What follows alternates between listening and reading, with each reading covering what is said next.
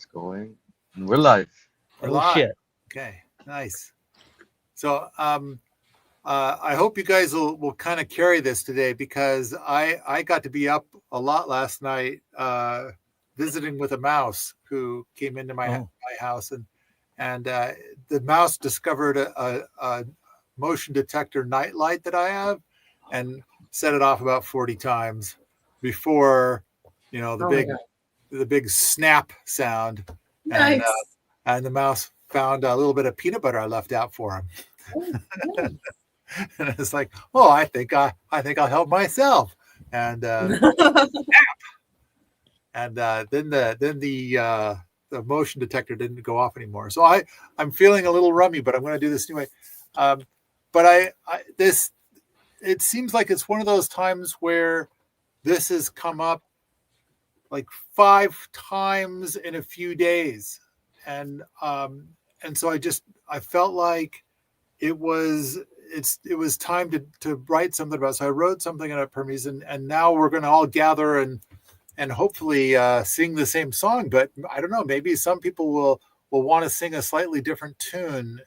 But I kind of feel like if I try to talk about something, then I want to use the phrase shouted down.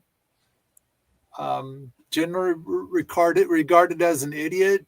And I kind of feel like people are so married to these ideas of what's the best thing you can do from home for the environment. And and I want to start off by saying years ago, I think it was like 6 or 7 years ago. It was shortly after the Better World book had come out, which was in 2019. So yeah, 6 or 7 years ago, I was at the doctor's and they needed to take some of my blood to do a test. And I was like, oh, okay. And so the guy who's taking my blood, he says, "What do you do?" And I said, "Oh, I suppose I'm now an author." And I told him the title of the book. Oh, that sounds there. I said, "What do you think is the best thing that you can do for the environment?" And he said it was about writing letters to politicians or evil corporations. And then he kind of expanded on it to be like, there is nothing else you can do that is as powerful as that. And I never got a chance to reply. He had a lot to say, and then next thing you know, I'm done and I'm heading out the door. But of course my brain kept going, and I kind of felt like I think that's a rigged playing field, and it doesn't really. I mean, I'm glad that people are doing that, but he was very emphatic that there is nothing else you can do. That's the only thing. And I do feel like that is shouted at me a lot, and I'm called names for suggesting anything to the contrary. And for all of these things, I feel like I'm called names for suggesting anything to the contrary. And so, but hey, let's dive in and see. Now, Andreas put together these lovely slides. Look at that. But then I'm sick of being the light bulb guy, and but that is still going on. So and it is so bizarre to me that when the conversation comes up about what can you do from home to make things better for all of us, to make things less yucky, the top of the list still to this day is the stuff about the light bulbs. And it is, there is some truth to it, but generally, if you live in a cold climate, I would say generally it is actually the opposite. And so, and I've written about it in my book. I've talked about it. I've written about it on Hermes. I have a whole article I've shared. It seems bizarre that this is, but the bottom line is that for that particular instance, and it's so trivial, but for that particular instance, millions of dollars were spent to say that because somebody was profiting. And it's like, so me, I have no profit in saying anything to the contrary. And so, but so therefore it doesn't have any weight, maybe. It doesn't go anywhere. I haven't campaigned. I haven't lobbied for it. And so, I don't know. It just seems like it's some simple math that seems so clear, and I don't want to really talk about that one today. I want to get into some of these other ones, because I've kind of feel like the whole light bulb thing, I've beaten it to death, and I'm so tired of being the light bulb guy. And let's see, I've got the ability to go click on the next thing. Okay, so I think let's go ahead and get started on the list that I've already put together of the things that I feel like are wobbly as solutions of things you can do at home, and why I think that. And then yet some people are so adamant. Okay, light bulbs.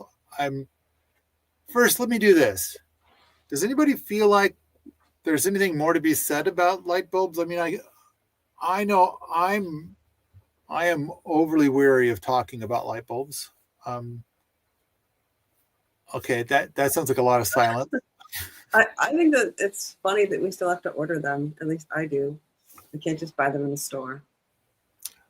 I think that if you buy them for your oven, there's oven light bulbs. Okay. 40 watts.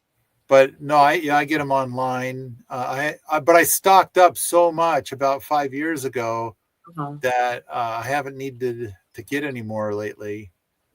Yeah, that is a nice thing to get a big box and you never worry about it. Yeah. I think that the math is so incredibly simple. It's true that I think the number is 97%, but it's going to wiggle a little bit around 97%, depending on a bunch of things. But 97% of the energy use for an incandescent light bulb is going to give off heat. But the amazing thing is that it's going to give off an extremely efficient form of heat. Mm-hmm. And by having a little bit of knowledge about how to harvest that when you're cold, because it turns out to be, at least here in Montana, and Derek, you're up in Canada, so it's even more so. But when you have winter time, it's dark and cold. And so it's like, that very efficient form of heat is kind of nice. And so basically, I've made videos. I brought it up during my TED talk. So much more. And it's basically like, okay, if you were to switch all your incandescent lights over to LED, the light that they bring is 10 times more efficient, they say. I think depending on some factors, it might be only 6 times more efficient. But sure, let's just give them the 10.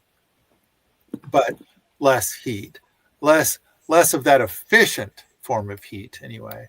And at the same time, if we were to do that and switch out, then there would be a certain amount of savings. And of course, depending on how you light your home, that savings is going to be probably pretty trivial. Like if you're going to save anything substantial, I want to question how you're illuminating your home. Like, wow, how many light bulbs are you running at once? Are you illuminating rooms that you're not in? Is that why you're saving so much money by doing it that way? But I think that through wise use of light bulbs, then in the wintertime, it's going to provide heat, a much more efficient form of heat than almost any other kind of heat that you might have. And of course, we could start talking about heat pumps and things like that, but that's another conversation for another day. The thing is that I think I've done the math to prove that when you use light bulbs like this, and it's over your head and it heats you, then if you've got your house thermostat set to 72, then with this you'll be too warm, and then you end up. And what I'm suggesting is turn down the thermostat on the house, and then and I did some demonstrations of being able to use a variety of micro heaters like this, and here I've got something right at my hands, and there's also something down here under my feet. That if you do enough of that, you could turn the thermostat down to 50 or even lower in your home and still be very comfortable. And it turns out now you've eliminated 90% of your heating bill, and which is far more money. Like now you've saved like $1,000 in electricity and energy, whereas you're trying to use LED bulbs instead is going to reduce your energy usage by what, $20 a year, $10 a year, something like that. And if you're saving $100 a year because of the way you change your light bulbs, I think you're illuminating rooms that you're not in, or maybe you're illuminating the great outdoors or something like that. I'm not sure. So that's the light bulb thing. I think we're done with it. Anybody got any frosting they want to add to light bulbs? Well, it's just I've become my father. I walk around everyone else in the household turning off lights behind them. I do that too. I don't know, but other times I kind of feel like I don't mind if the light's on. Like in the middle of winter, I think that there's something nice if there's like a whole lot of extra light. If there's and it's like, okay, yeah, I'd add some small trivial amount of very efficient heat, but even more, it's just nicer, so I don't mind so much in the winter, but in the summertime, yeah, let's we don't need all these extra lights on at the same time. There's plenty of light coming in through the windows. The frosting I'd like to add, if you could go back one slide. The frosting I'd like to add, Samantha, I'd like to echo your experience and what you mentioned, Paul. My experience is similar, where appliance lights, what are called appliance lights, are my reliable way to obtain incandescent bulbs, just because inside an oven or any of those hot places, it has to be an incandescent bulb. I have been occasionally able to find incandescent bulbs, not through special order, just, on the shelf, so to speak. And then, Paul, I'll just add, you've said it before, but I think it bears repeating. I am one of the people, and I've met others, and I know you're one, where I prefer the quality of light that comes from an incandescent bulb far over a CFL and over an LED. Of course, yeah. For me, CFLs are something I don't even want to talk about anymore, kind of like you, Paul. They're so bad. I find them so discomforting. And then for incandescent versus LED, I do prefer what I believe I am perceiving as what I know to be the broader spectrum light that is emitted by the light, or by the luminary, over the stepped computed light output of an LED. It's much nicer. Yeah, I think so. And then also at a cognitive level, I'm more okay with there being that tiny bit of lead in an incandescent bulb that gets hot, versus all the circuitry and everything else in an LED getting hot and cooking when it's producing that heat. Yeah, I am curious now. There's something called a vintage LED, and it's like when I try to get the numbers on the vintage LED, I struggle to be able to find the information I'm looking for. But I kind of feel like the quality of light is probably substantially better than a warm light LED, which is better than a cool light LED. And I'm sure we've all been to somebody's home where they light their home with LED, and I don't know about everybody else, but I feel like, if I just walked into some kind of prison or something, it feels unhealthy and unwelcoming. It feels wrong. But incandescent is the standard, and I kind of wonder if the newer vintage LED what they're calling vintage LED is the quality of light in that coming close to incandescent, and I doubt it, but I'm curious. I'd be interested to find out. Having but one myself. Oh, sorry. Go ahead, Paul. I just kind of feel like we keep getting all this information of like they're better, and it's like it turns out what they meant was better than what we used to put out. Yeah, better than crap. Right. Yeah, we had a really low bar of total shit, and it's like slightly less shitty, but not nearly as good as incandescent. Yep. And it's like so I'm kind of wary of like doing the investigation yet again. But it does look like it's going to put out a yellower, oranger light, and so maybe it is. Maybe they're going to finally close in on it. But I still think that the incandescent is the champion in the winter time. So my experience with a vintage LED, I want to see if I can have one near at hand. I don't think I do. I don't think this is one. No. My experience with the vintage LED is that it was a little better than the crap that came before of other LEDs. It did have more emitters in a longer pattern. And so instead of a hyper pinprick focus light emitting diode, right? That's the LE. It was a broader physical emission of light. And so in that way, experientially, it was a little better. Oh, here it is. I have it. And the light was tuned a little more yellow, but I still found it to be, I had to buy one in a pinch at the time, and it's still running, so no sense in throwing it away now. Here it is. You can see probably a little spiral of all the little light emitting diodes, right? And they're all dosed to be a little yellow, right? And so sure, the light coming off it is more warm and golden, but in my opinion, it's still the artificial graduated step of light emission instead of an actual curve of a burning thing. Yeah. Which we spent however many tens of thousands of years looking at, and I think it's some low brain, some hindbrain part of us prefers, and I certainly feel connected to that part of my brain that prefers the light of a thing that's burning more than the light of a computer chip. The LEDs still have a bit of a flicker to them, and I do occasionally perceive it. Yeah, and it does. I mean, overall, the health thing is a big one. Like, yeah, do you feel as healthy around it? And it's like, how are we going to measure that? If you use incandescents during winter, do you swap them out in summer? I don't. I just tend to turn off my lights. Hey, check this out. Look at how bright this light is right now. This is called off. And the light that I'm savoring right now comes out of a window. Mm-hmm.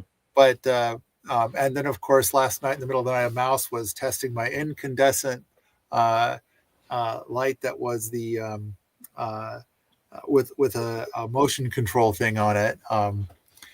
Like, damn you, mouse. But okay. So I don't swap them out. I just don't have lights on nearly as much in the summer, and then in the winter time, I don't know, cozy.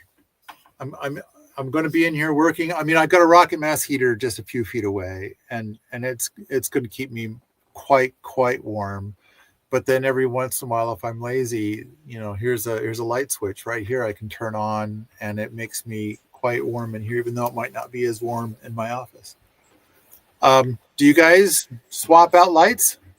No, Fuck no. I just use the regular light, the incandescent bulbs, and I don't like the LED. Yeah, I don't either. The farther north you go, the more dramatic the summer-winter difference is as well. So someone in say Georgia or Texas may feel a greater need for lights in the summer, but here I think it's still after 9 p.m. locally when it's sunset, and I'm usually ready for bed by then, or had enough. So As for me, I'm also enjoying window light and much prefer that in my dwellings whenever I can manage it. And I don't bother to switch out the lights. Where I live, there's no winter to speak of, basically. And so it's hot all the time. Or I certainly feel hot all the time in my own kind of body physiology. Still running the incandescent lights sparingly, right? Just like you said, Derek, I am my dad. And I've done other things to try to make the other folks who are less light switch conscious, a little more light switch conscious, without me having to do that manually. Okay, so just to reiterate something, the 30,000 feet view is stuff when we try to talk about how to have a better environmental footprint, things that we can do at home. I think that what I want to do is do myth busting, I guess, and say it ain't the light bulbs. They keep saying let's do LED, and it's like nope. That if it helps at all, it's so trivial, it's not worth even talking about. It's silly how much they talk about it because it really doesn't. I mean, there's so many other things to do. And the general strategy seems to be that it's like, okay, I'll, in order to persuade you, what I'll do is I will say it in a much louder voice. Yeah, that seems to be the number one way to drive the point home. So this next one is a little challenging. I think this gets into a really weird space, but it's like, okay, what's the best thing you can do for the environment from home? And I get this one a lot.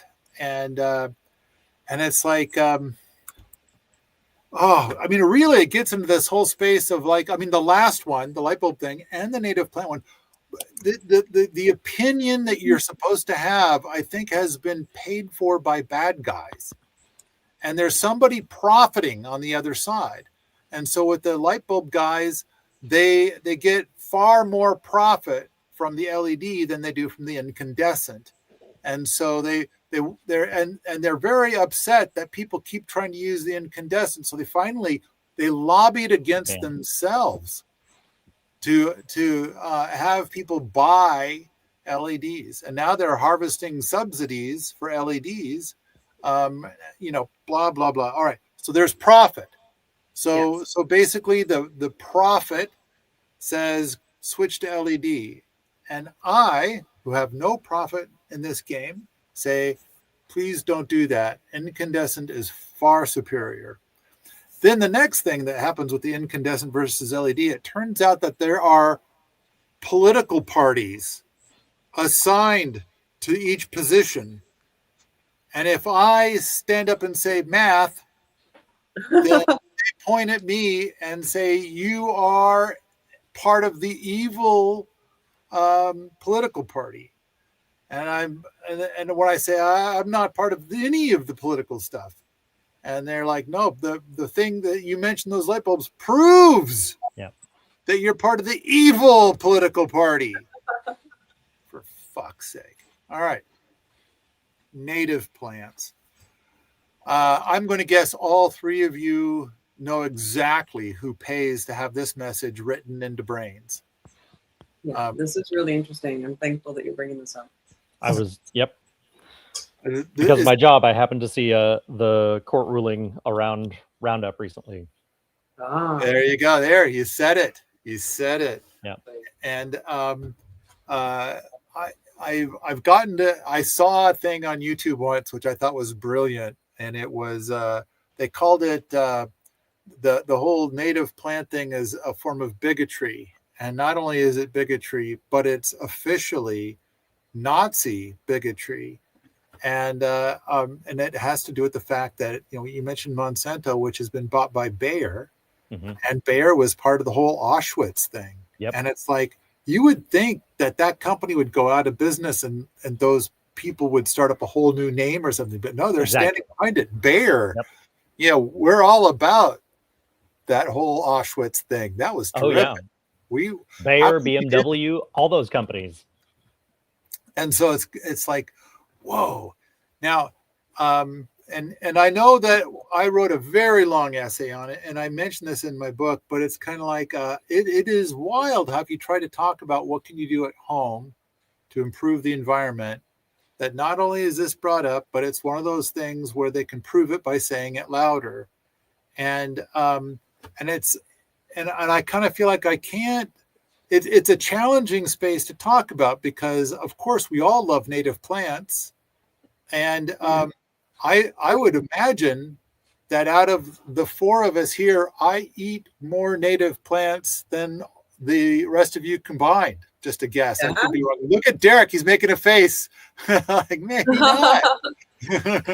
I will not challenge that statement. What do you got, Derek? Yeah. What are you eating that's a native? Well, we do have some sunchoke. We have lots of the native berries, Saskatoons, and some a little bit of viburnum and choke cherries and pin cherries, and Probably some stinging nettle. we haven't bought into that too much. Okay. I do like it for a tea, but don't really eat it too much. And some of the others in the household, don't like to have it around in the landscape if they can. They're not necessarily avoiding it. Yeah, those don't walk through there. Yeah. You'll regret it. Okay, fair. Okay, so I'm gonna step down from the statement that I made. So it sounds like you're probably eating out of the native stuff as much as I am, maybe even more. And so it's like, okay, so I'm gonna back off from that. The key is that the enthusiasm for native plants is actually lipstick on a pig. It is bigotry against non-native plants. It's not that they're pro-native as much as they're like kill non-natives. And it sounds like a familiar message from Auschwitz, I think. We've decided that we've made a list of who we don't like, and let's go kill them. And it's like, boy, there sure are a lot of them. Ugh, this looks like a lot of work. What would make this easier? Now that we've got the decision, like for the good of the environment, we're going to go kill plants. We need something to help us here because, boy, that's a lot of work. So it turns out most of these native plant advocate organizations buy a lot of herbicide. And so it's like, okay, how did they ever get there? That doesn't seem like death seems like a completely different message than, boy, native plants sure are great. And then if they're like, we're all about native plants, or the best thing you could possibly do for the environment is to plant more native plants, then I don't know. I feel like if you say anything contrary, you kind of feel like the villain in this scenario. And it's like, so I want to make it clear, I'm not against native plants. I'm for growing food. And it's like native and non-native. When I'm face to face with a human being that's yelling at me about how native plants trumps everything else, I try to engage in the conversation. What do you eat that is native? And it usually boils down to pretty much nothing. Maybe twice a year they might eat something that's native, and it's very small and trivial and one-off, and not like a staple in their diet. And it's like, well, so someone's got to grow the food that you eat that is not native. And so it's like, of course, most of those people, their diet is dominantly, wheat, and which isn't. I believe wheat is from Egypt, isn't it? I think wheat is from Egypt. I like to use the example of the apple, which is from Kazakhstan, and I think I choose to grow food in a way that is beneficial to many. And now there can be more land out there that doesn't have to grow food to feed me, and it can return to natives. And in fact, I'm going to go so far as to say, like, my particular form of horticulture for gardening, for growing my own food, is I am going to attempt to get the things that I eat to become effectively invasive in my garden, so that way they don't need as much care from me. And and that's a whole other topic. But the thing is that I think that the native plant advocacy is heartbreaking, really. I think I love the idea that people are loving plants, loving horticulture, loving gardening. That is terrific. But it is usually a thin veneer over hating other plants to the point that they're spraying herbicides. That's where I cringe, and it's like I don't think that's good for the environment. And and that's what we're talking about. It's what's good for the environment. All right. Any other thoughts about native plants? I feel like it's a difficult, dark topic. Well, Go ahead. Go ahead, Derek. just like with many of these discussions, there's a lot of nuance to it, right? Corn was grown in throughout the Americas, and was a staple, right? But corn today, through the Corn Belt in the Central Plains, is not the same and not used the same anymore.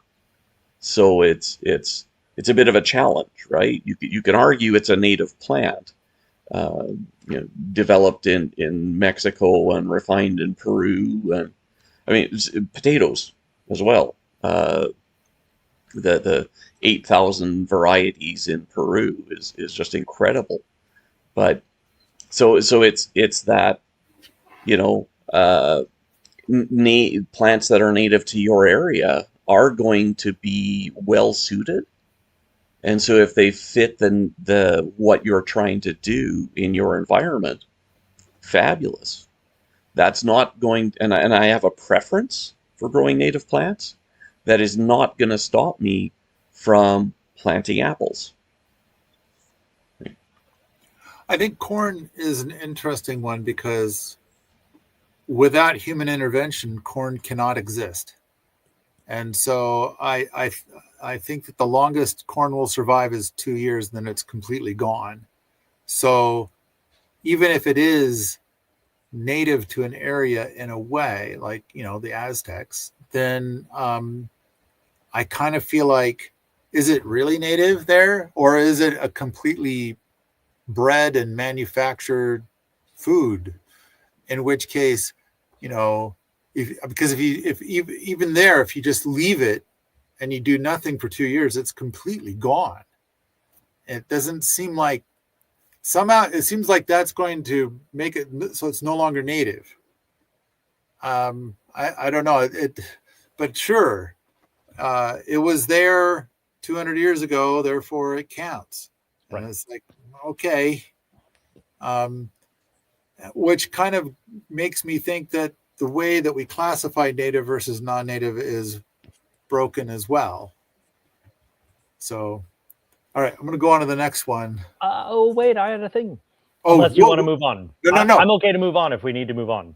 Do it. What's your thing?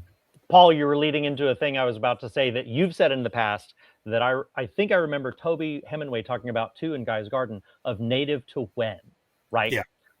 Native to when? Is this native to 1550, native to 1647, native to 1820, right?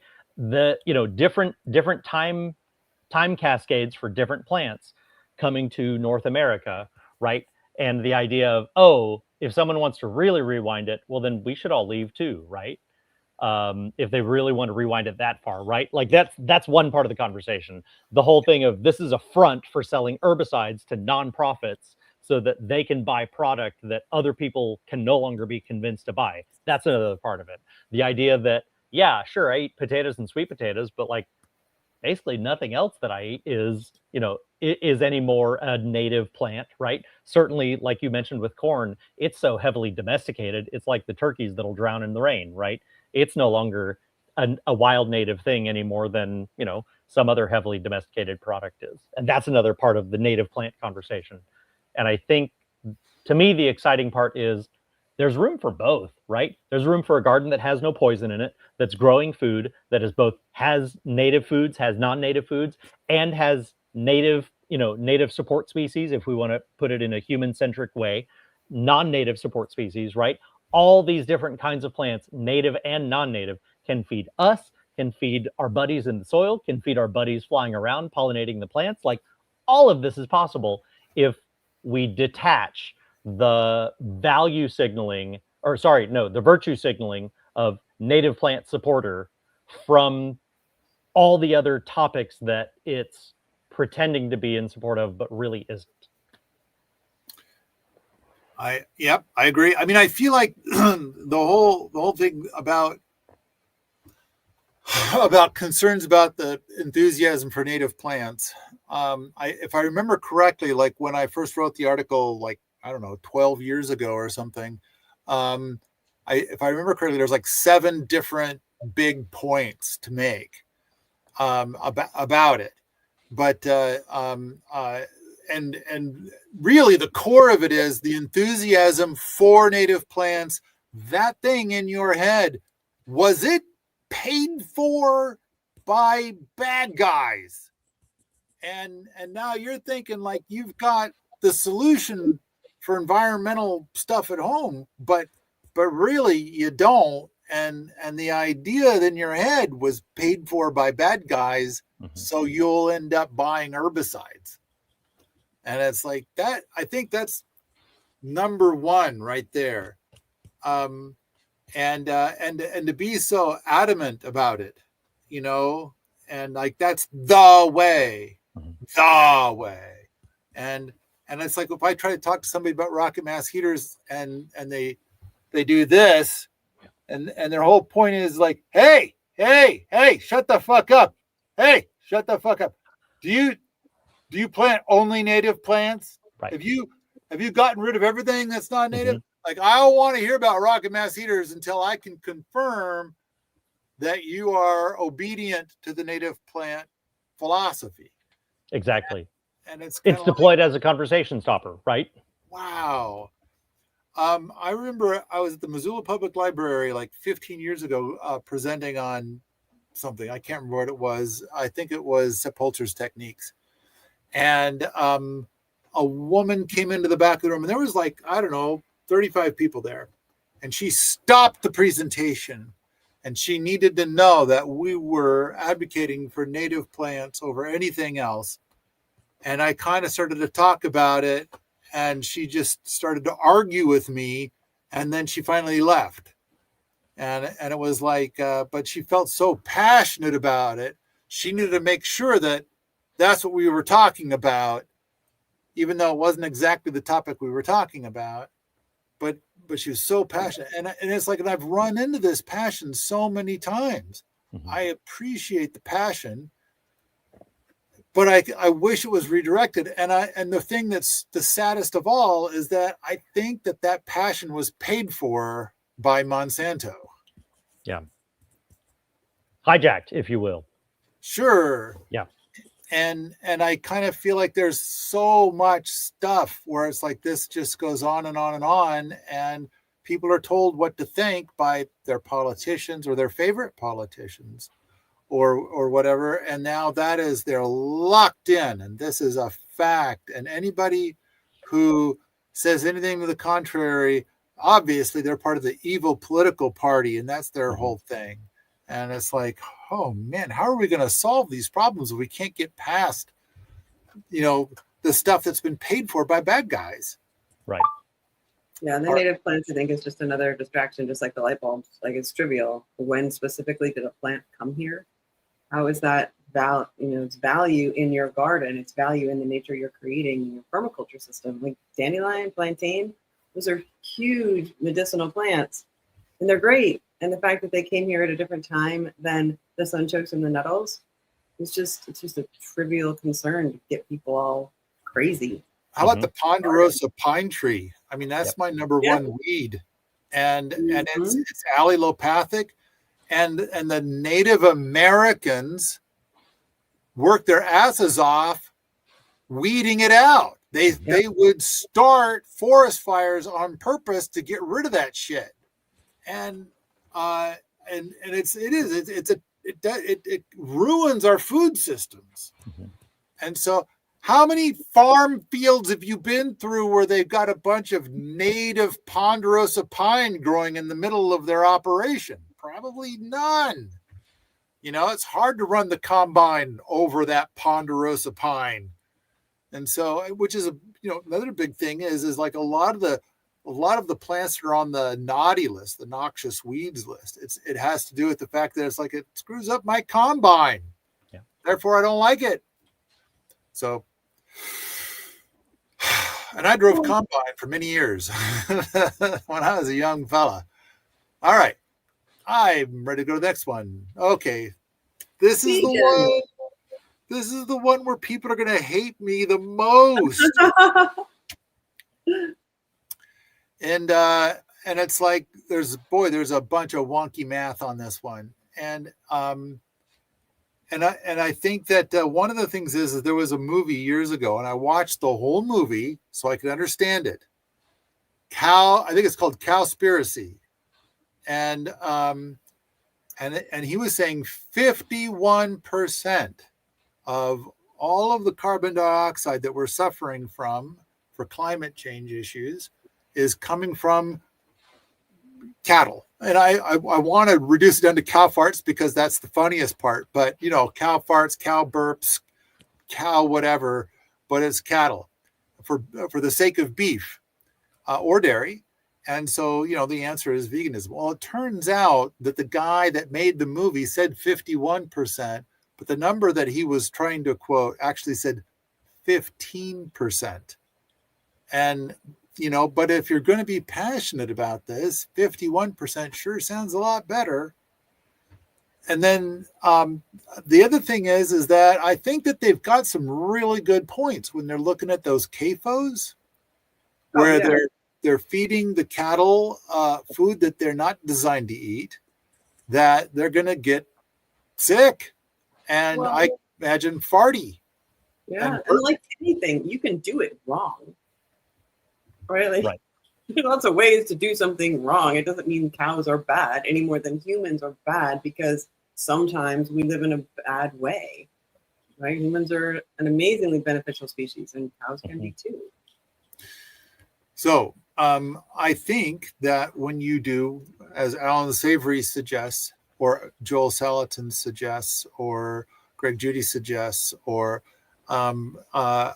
I think there's probably about 100,000 ranchers out there that are doing paddock shift systems. Mm-hmm. And when I have done paddock shift myself, I see that the growies inside of the paddock are 5 times bigger than the growies outside of the paddock that are getting ignored. Yeah. And it's like, so there is carbon sequestration happening there, as well as life in general. There's massive improvement to the soil, to the paddock. And, and I have a hard time dismissing that under the banner of cow farts. And it's kind of like, so basically Alan Savory's work says that if we're going to solve climate change, we can all become vegans, but we'll still need to have animals doing paddock shift systems in order to be able to solve climate change. His math says that a lot more work in the world of paddock shift systems will 100% solve all of climate change. And frankly, my one-on-one observation supports that. Now, trying to address climate change is tough because it's invisible. It's not only is there carbon dioxide, but there's a bunch of other gases too that cause it. And it's all invisible. It's not like wherever you drive, then a bunch of these little brown cubes pile up inside of your car and you got to sweep it out. Like, wow, I drove to the store and now there's 20 more pounds of these little cubes. Whew, this is annoying. We got to do something about this. Instead, it's completely invisible. And so it's like, it's a bit challenging to talk about and to measure and stuff like that. And of course, I think that what is going to work better is going to be rocket mass heaters. And rocket mass heaters solve a whole bunch of environmental problems, but I believe, and then much like the light bulbs, I think veganism has been a terrific health benefit to a lot of people. They just switch over to veganism, and their health is amazingly good. One could wish to explore that if you drop the standard American diet and go with something that's organic and stuff, that could have been a part of it. And of course, veganism does include Diet Coke and Oreos, which kind of makes me squeamish. But I want to, if people are going to bring up veganism as the solution, which when they bring it up, it's the only solution that's allowed to be discussed. Nothing else is allowed. I would like to at least say gardening. I think that, first of all, switching to a vegan diet and just being vegan, it does have an impact. It's I believe, something on the order of, just making that switch, something on the order of 4 to 5 tons per year of impact. So you cut your food-based carbon footprint in half by going with a vegan diet. And that is admirable. To travel a path that gives up ice cream and cheese and pizza and all kinds of yummy things, I'm my hat is off. That is, and to do it for the sake of yourself as well as the greater environment for everybody, well done, well played. I would like to say that growing a garden is better. And being vegan and getting your food from your own garden, better still. And so I think that is the thing to explore. And yet, I don't know, there's a lot of negative pushback on that. It's veganism or nothing. So this is, it's one where it is a partial solution, and I admire the people that do it.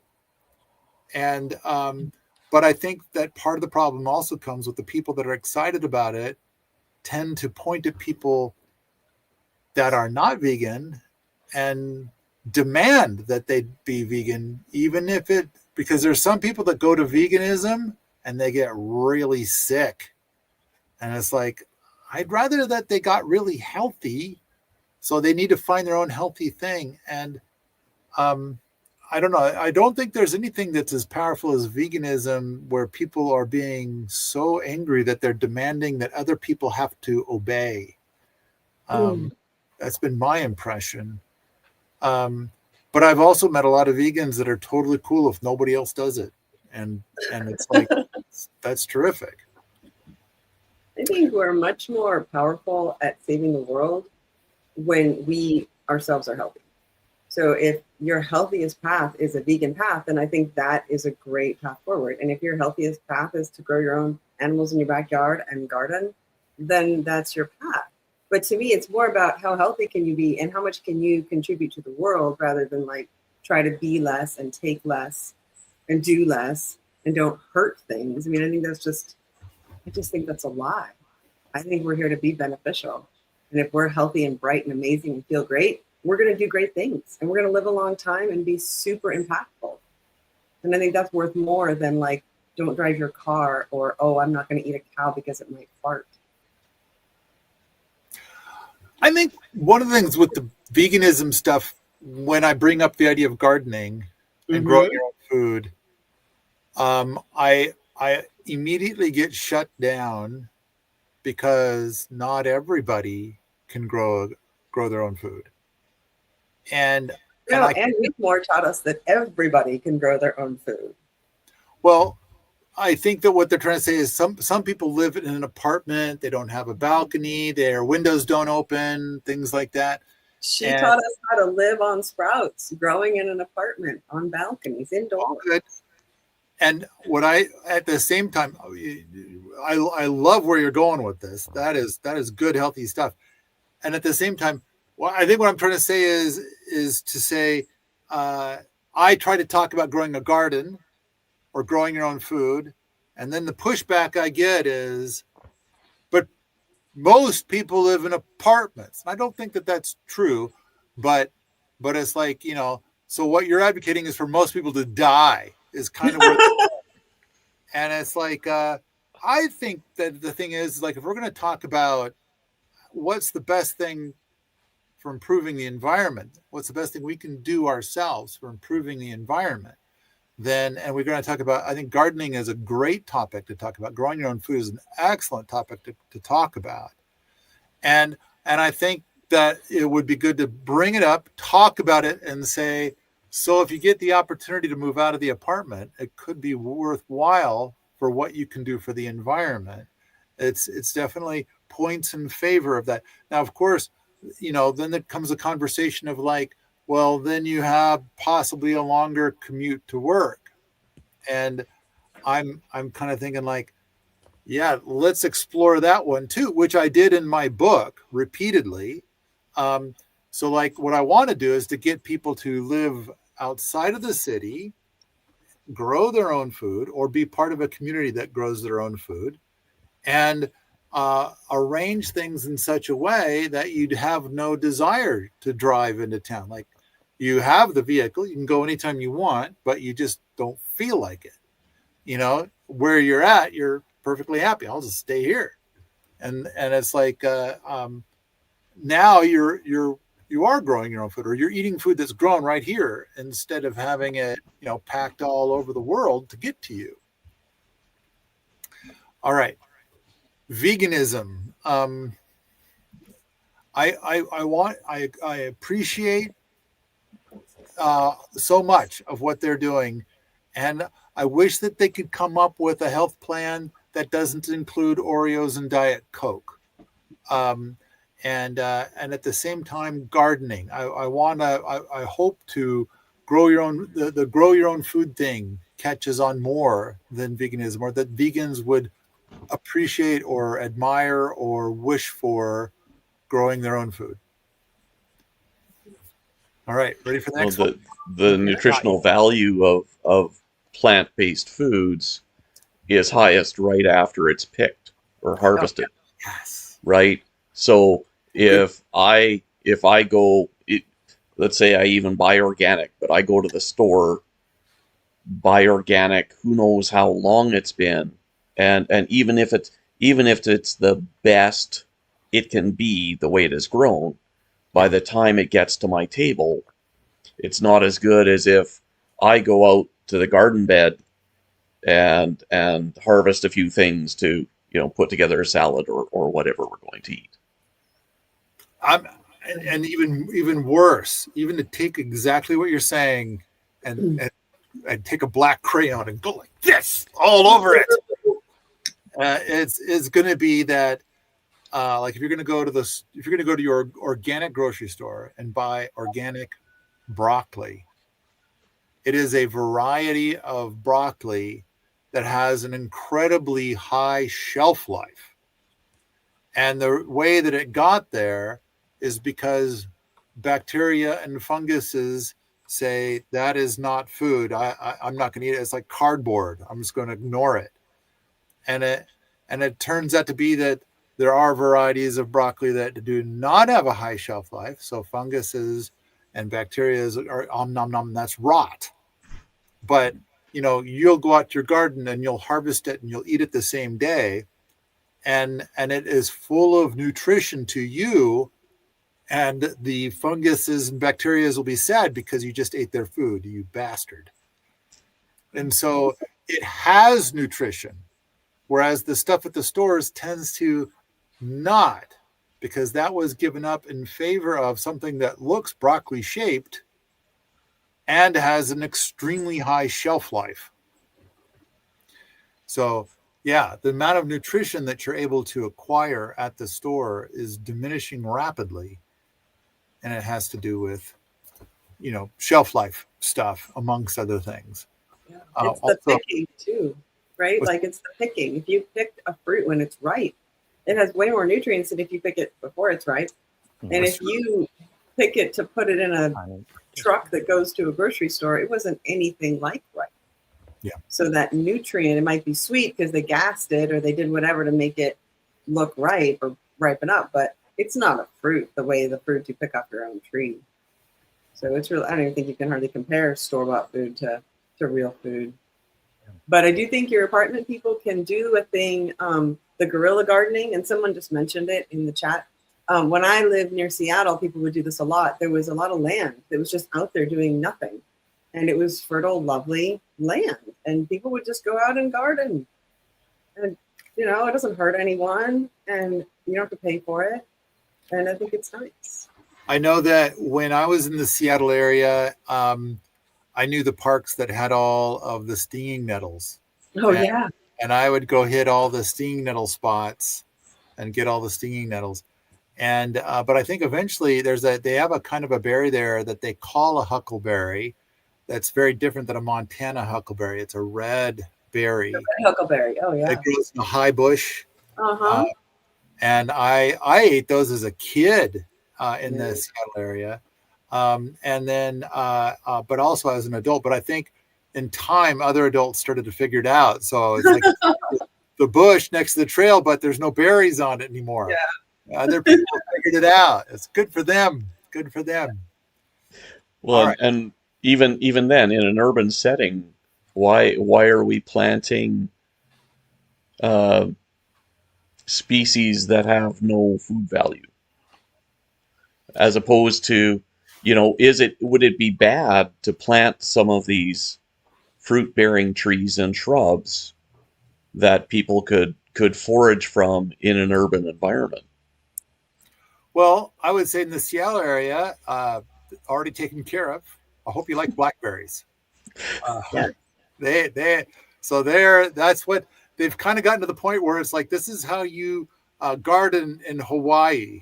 You have to go out with a machete twice a week to keep everything else away from what you're trying to grow. Mm-hmm. And it's a similar sort of thing in the Seattle area, and that you got to keep the blackberries pushed back. But I got to tell you, the blackberries, this is a Himalayan blackberry.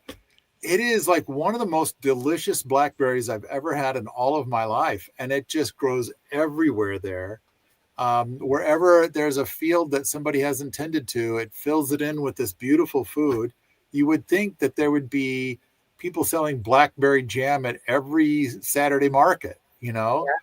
But I don't know, maybe everybody feels like they're sick of blackberries. I kind of feel like they should love it more. They should get it to be part of their culture. We're all about the blackberries. That would be, they should have like a holiday around blackberries. All right. I'm ready to go. I'm going to go on to the next thing. Boom. Go on. I had a thing to say. Do we want to talk about it? Actually, my thing can be on any slide, and I'd rather not touch the live wire that is veganism. So I'm going to avoid the third rail on this one. I can say my thing on most of the slides because it's more about the meta conversation.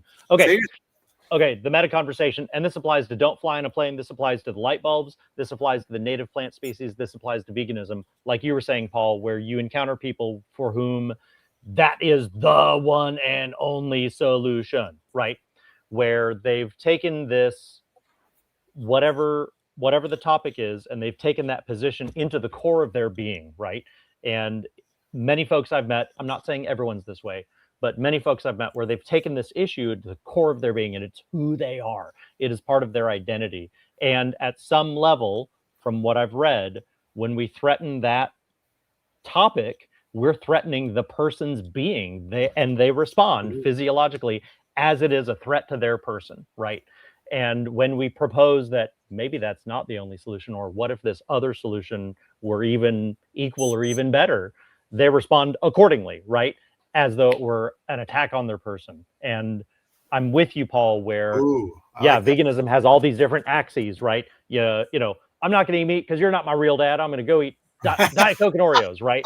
Or the, you know, I'm in favor of ethical treatment of animals, right? Like same, right? I don't want to eat animals that were sad in their raising, you know, and also like when we keep animals, we have the ethical responsibility for their caretaking, right? We take on the responsibility for taking care of them. All those different aspects of veganism. And then also there's the meta conversation of any of these topics, a person's taken on this issue. And I want to talk a little bit about, because, you know, the topic of the throwdown is the twisted feels of being angry at bad guys, right? And the twisted feels of being angry at good guys, right? Because the good guys are now the bad guys. Just because we're talking about gardening instead of veganism, now we're the bad guys.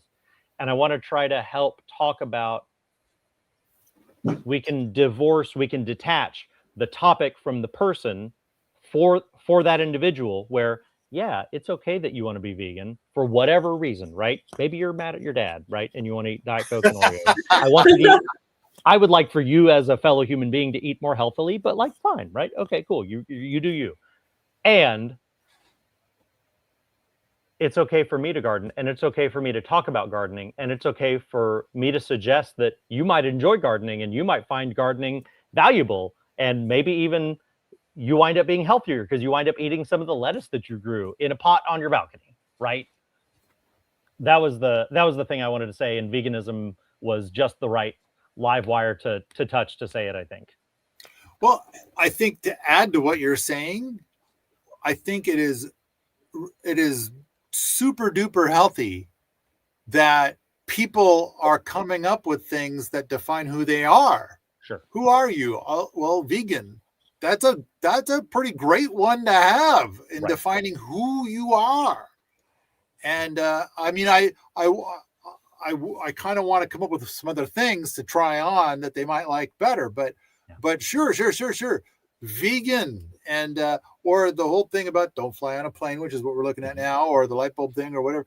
And it's like those aren't so much about who you are as much as being a vegan. But I see that these things, they make up who you are, and they're going to, and so yeah, when you say something negative about it, it is horribly, monstrously offensive to them, because they've made this they've gone to all this work to define who they are based on this major component. However, when we're trying to solve global problems, you know, should we just say, well, fuck it then, because this one guy is a vegan, and so I guess we're all fucked, and that's the end. Let's just let it go. By the way, I read something on the internet once. It said, whenever you say you do you, that is a euphemism for go fuck yourself. Right. In a way, sure. Oh, I don't think of it that way. I think it's really important for everybody to do the right thing for themselves. I think it's more important than telling them other people what to do. But that specific phrase. You're missing the joke. You do you. Uh-huh. Oh, okay. I'm sorry. You're too much of a Pollyanna. You're too sweet and innocent to get the rude joke that's woven into this. And so, whereas Ash gets it, look at him giggling away.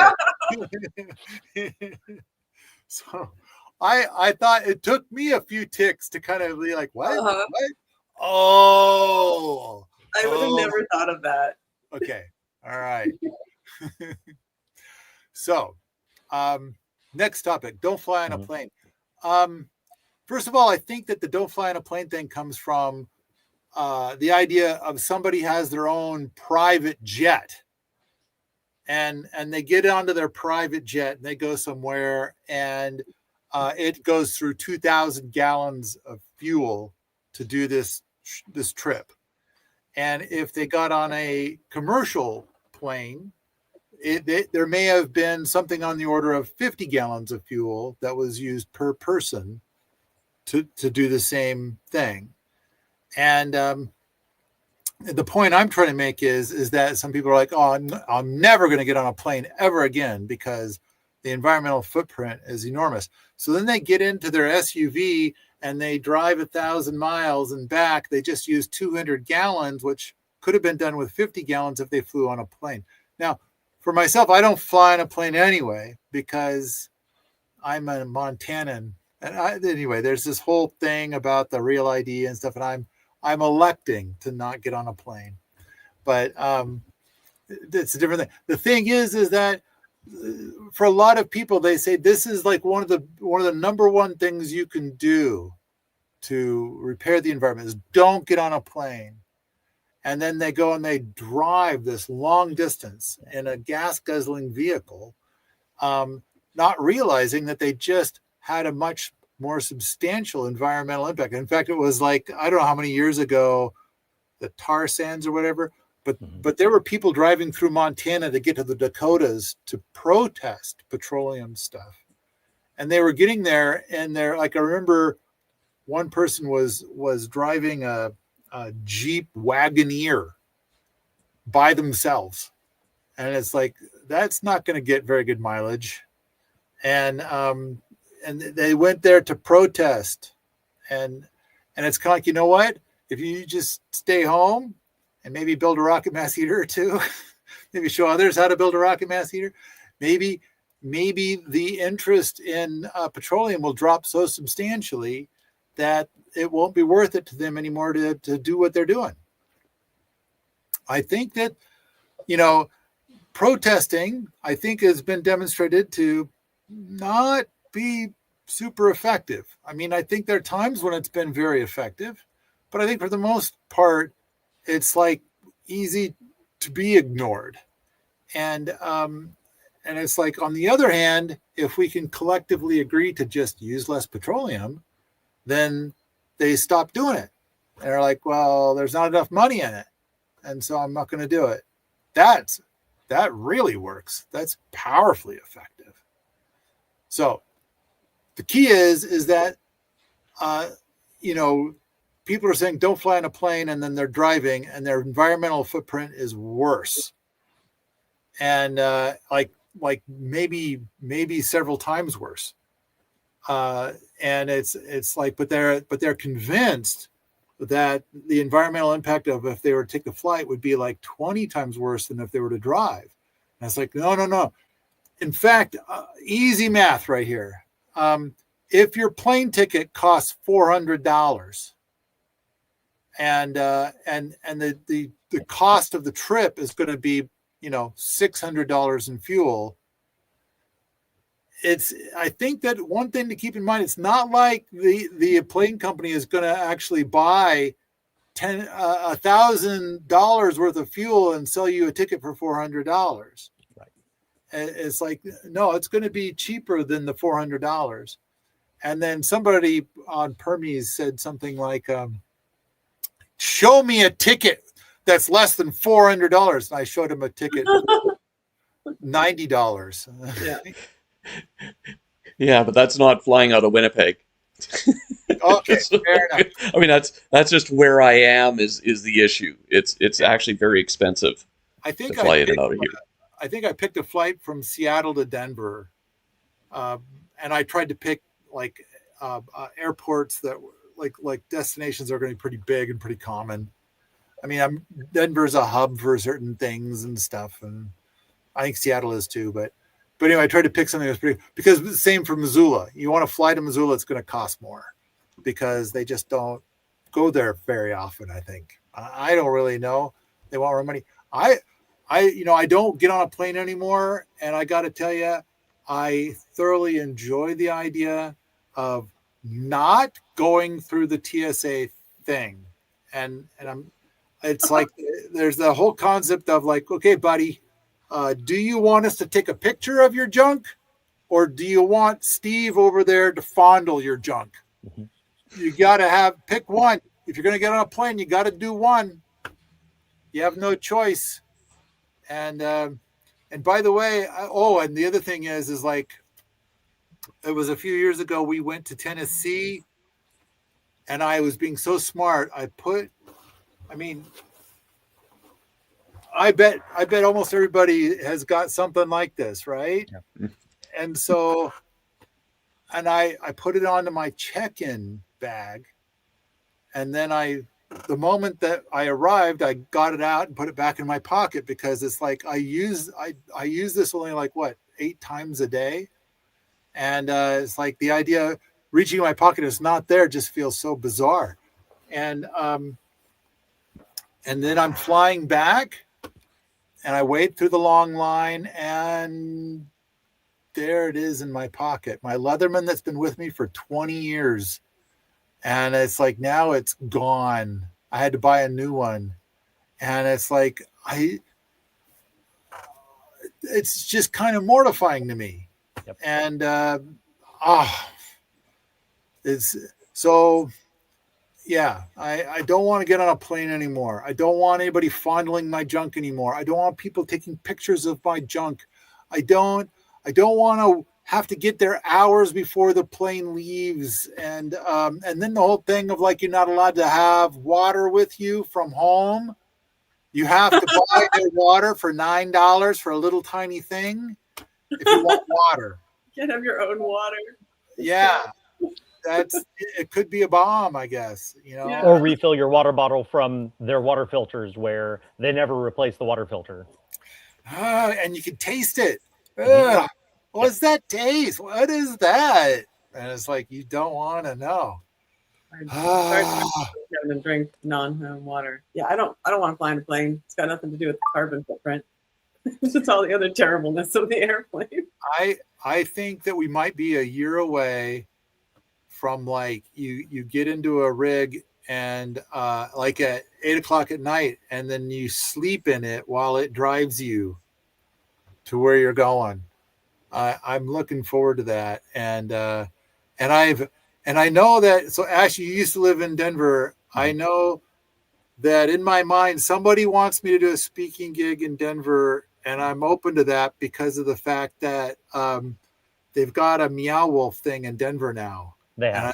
And I want to go see that. That's like the only thing in the world I want to see anymore, is to go see this art installation in Denver. But it's like, I kind of need to stack some functions. Right. And I don't want to fly. And I'm tired of, and that's the other thing too, is I'm tired of driving more than like 5 hours at a time. Mm-hmm. If I could sleep through it, that'd be all right. All right. Our next item. Stuff that makes a real positive difference. Hey. Derek, did you have another thing about this last one? I just wish more people who say don't fly didn't fly, and just then the airports wouldn't be nearly as crowded. Yeah. The other thing about the don't fly to me is it just sounds more like don't travel, don't see the world, don't see your family, just be smaller, don't make any impact.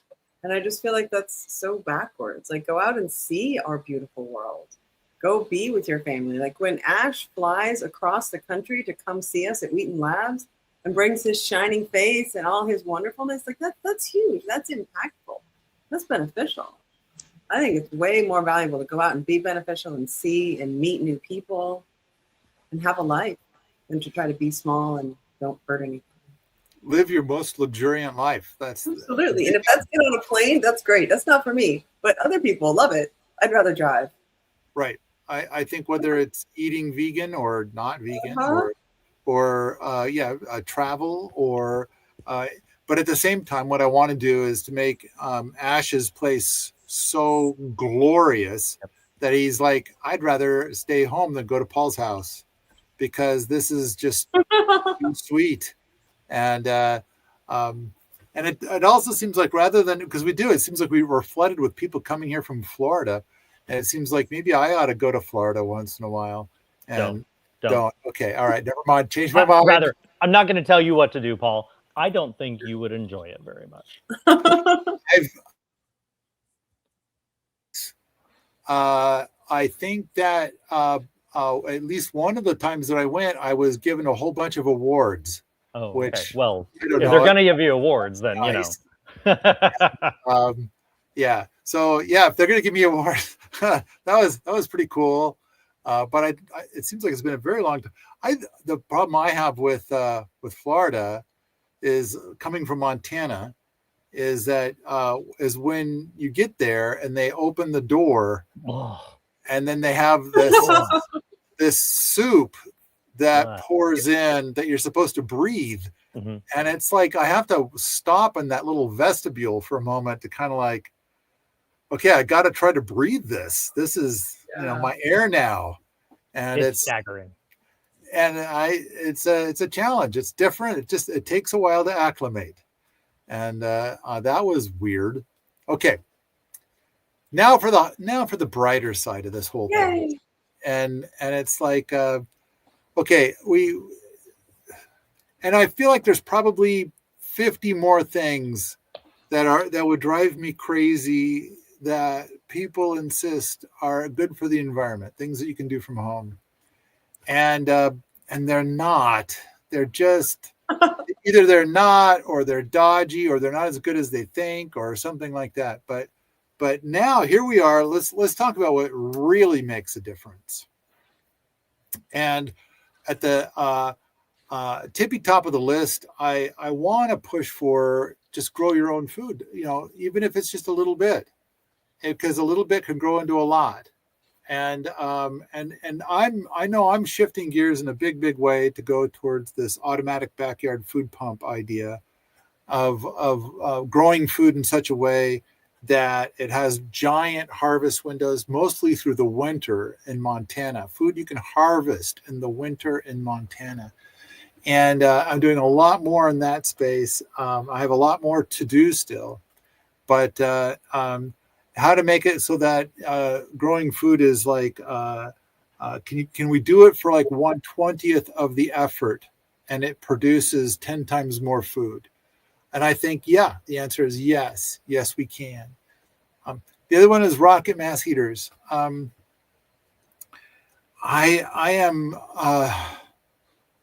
so depressed when people talk about heat pumps anymore. I think a heat pump is a novel thing. But they talk about it like it is the solution, and it is not the solution. In fact, it's sitting next to a rocket mass heater. It is a really poor solution, a really expensive and temporary solution. But I think that hey, what the hell? Have a heat pump, and next to it have a rocket mass heater. Have both, and then see which one you like better. And I think that it is plausible that over the next couple of years, the cost of running that heat pump might triple or more. And our rocket mass heater is free to run. I mean, we ran it last winter with nothing but cardboard and garbagey paper and garbagey wood that we found lying around on the ground. And they can't stop you. You can't stop them mailing you fuel. Yeah. It's like, thank you, Amazon. You sent me this lovely fuel for warming my home. And this cardboard box will probably heat my home for a whole day. And I saved some from last summer too. So, for tomorrow when I'm not getting a package. It's like, man, that's handy. So I think rocket mass heaters solve a long list of issues. And it's not just environmental problems for everybody, but it's gonna for those of you that are struggling to heat your home right now for it's $4,000 per winter. Boy, wouldn't it be nice to switch from $4,000 to $0? And even if you're gonna buy cordwood, then it's going to be like, I don't know, if it's like for this building, it would be roughly half a cord of wood to heat it just with cordwood, no cardboard. And a cord of wood right now is about $200. So it'd be like $100 per winter instead of thousands. And that thousands is, I'm looking at you, heat pump. And And that's the other thing too, is when you try to talk to people about heat pumps, they're so passionately for it. Like everybody needs to switch to all electric. And it's like, and so they want to talk about heat pumps, but they want to talk about how cheap the mini split is. And then when they want to talk about efficiency, they leave out the part that now they're talking about the in-ground system that costs 4 times more. Mm-hmm. And it's like, so it's cheap and so very efficient. And it's like, well, wait a minute, which one are we talking about? So if we're going to talk about mini splits, okay, cheap, and it saves you about 30% over baseboard heat, Mm-hmm. you know? And so resistance heat.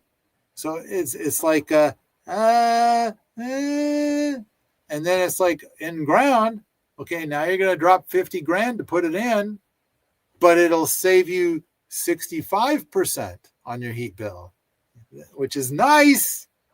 But boy, that sure was an expensive variety of nice. Mm-hmm. And then wait, there's more. You know, if you don't take care of your system, your lifespan is about 8 to 9 years. And if you do take care of it, the lifespan is about 14 years. Mm-hmm. And so now you got to replace a bunch of the components. Yep. And it's like, so now there's this extra bill every, 10 to 14 years, depending on how well you take care of your system. And whereas the rocket mass heater, the one that's in the picture there, the one that we have here, it's now been through 13 winters, and it's still like it's brand new. I think it's going to last, I don't know, 60, 70 years or more. I don't see why it would. I suppose it could fail, but even if I had to replace the whole thing, or some piece of it, some very important component, I think that the cost is going to be well under $1,000. Whereas if you're talking about replacing a component in an in-ground heat pump system, I think you're probably talking about 10 grand or more. And the mini splits, it'll be 10 grand or more. So anyway, I kind of feel like, boy, these are cheap to build, quick to build, and basically now, and talk about having a life of luxury. So many people, their heating bill is so expensive now that they are turning their thermostat down to like really, really cold, and they are uncomfortable. They are not living their most luxuriant life. Whereas with a rocket mass heater, it's like 75, baby. No problem. Be as warm as you want. In fact, when we have Pina Colada Day, we jack it up to well past 80. Why not? It's free. So, another big one that is a solid win universally is before we move on from rocket mass heaters. Yes. Is there room for me to add something? Sure. I agree with all the numbers that you spitballed for mini splits and for the heat pump numbers. I mean, expensive to install, expensive to maintain, and then you got to rip it all out and do it all again, right? And by comparison, the rocket mass heater, I very much appreciate the low installation cost and the even lower, like ridiculously, incredibly to the point that people don't believe you when you say your actual operating costs. It's ridiculously low operating cost for the rocket mass heater. And I'll add, having personally operated that one on the screen that I love so dearly, it's so damn effective. I can't run it as much as I want to, because there's days when I want to run it and it's still too warm from the day before, and I'd be, I'd turn the house into a sauna, right?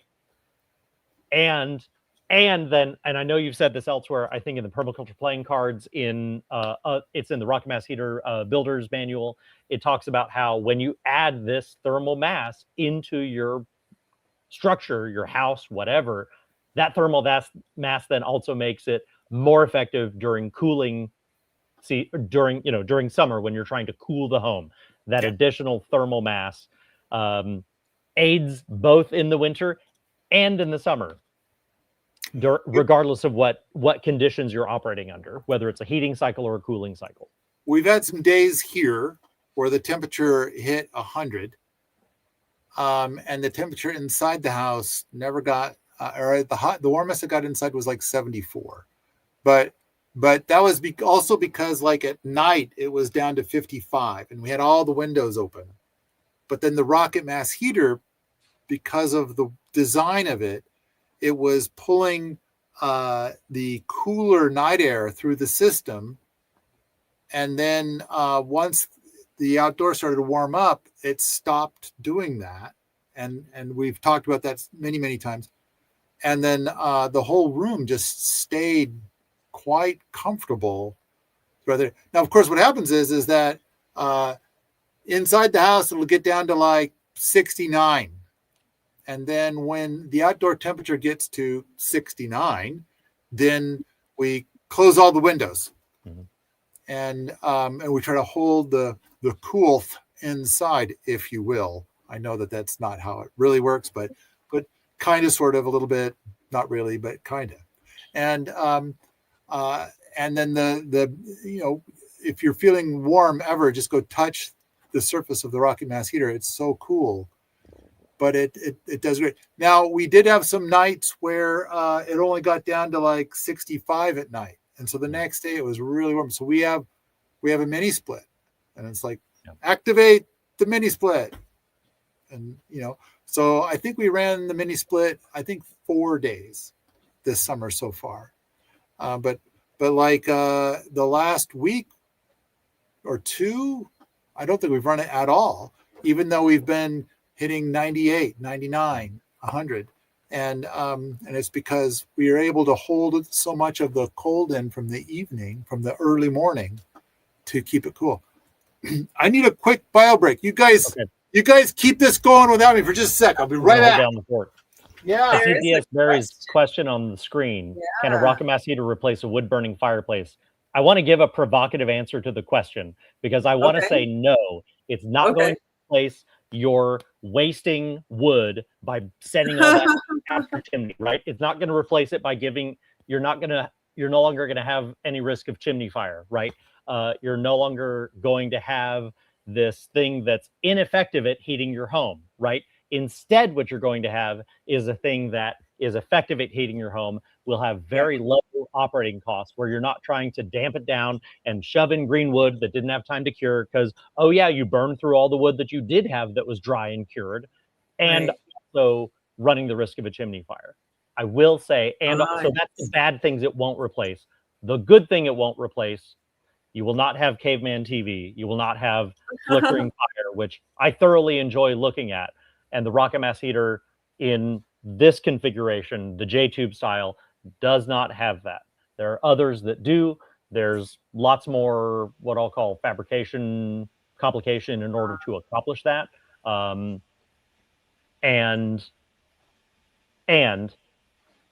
for the thing that everyone wants the wood stove to be doing, which is heating their house effectively, this will not replace it because it actually does the job.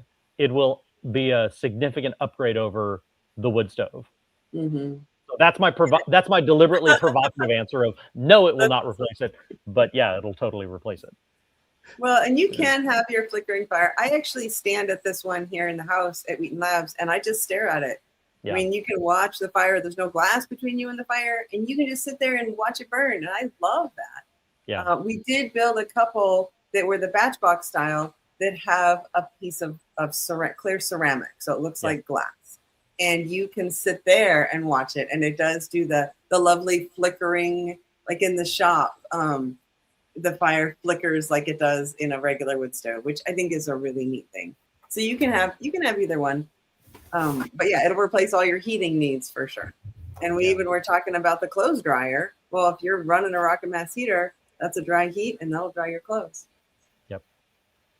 And DS Barry, I know I kind of twisted your question in order to create some laughs and answer it provocatively.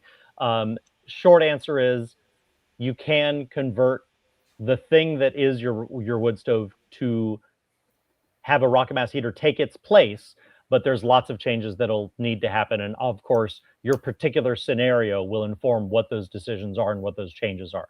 Size of your house, what size of the rocket mass heater that's replacing it. Can you use your existing chimney? Maybe, but there's lots more lots more details that have to be particularized to your specific location. I like the thing with that guy from Scotland where he starts off and he's got a wood stove and next to it is this couch. Mhm. And then what he does is that he basically takes out his couch, which he said was falling apart and it was only like a couple of years old, and he replaces it with effectively a cob couch that has, you know, ductwork in it. And then he takes out his wood stove and replaces it with a rocket mass heater core. And so basically it has the exact same footprint. There's no change in footprint. It's the same as his wood stove, but of course, completely different. And then he talks about what the difference is now. And of course, the first thing is like, you know, a reduction of wood by a factor of 10. And it's like, and I love the one thing he said is this, like, when the teenagers leave the front door wide open in the middle of winter, it doesn't bother them nearly as much. It's like, okay, you know, I'll close the door, you know, as opposed to before yelling at those teenagers because it's like, you know, you're making more work for me to keep the fire going. And but now it's no big deal. Or if you're on electric heat, it's like money flowing out the door every time it opens. That's True. rocket mass heater is like, yeah, it's fine, leave it open, it's fine. Yeah, it doesn't matter. Ash wants to start another fire anyway. Yeah, we have lots of wood. So I have loved being here with you guys, and I need to go. So thank you very much. Bye. Good to see you. So what's the next? Oh, community living is the next one.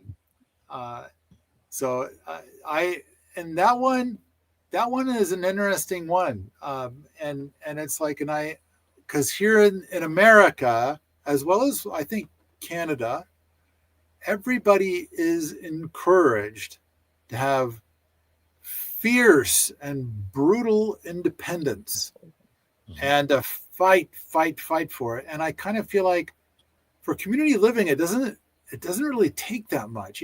You simply need to be kind. And it's not even asking for a whole lot of kind, but I kind of feel like, you know, the fierce independence, you know, you're stupid.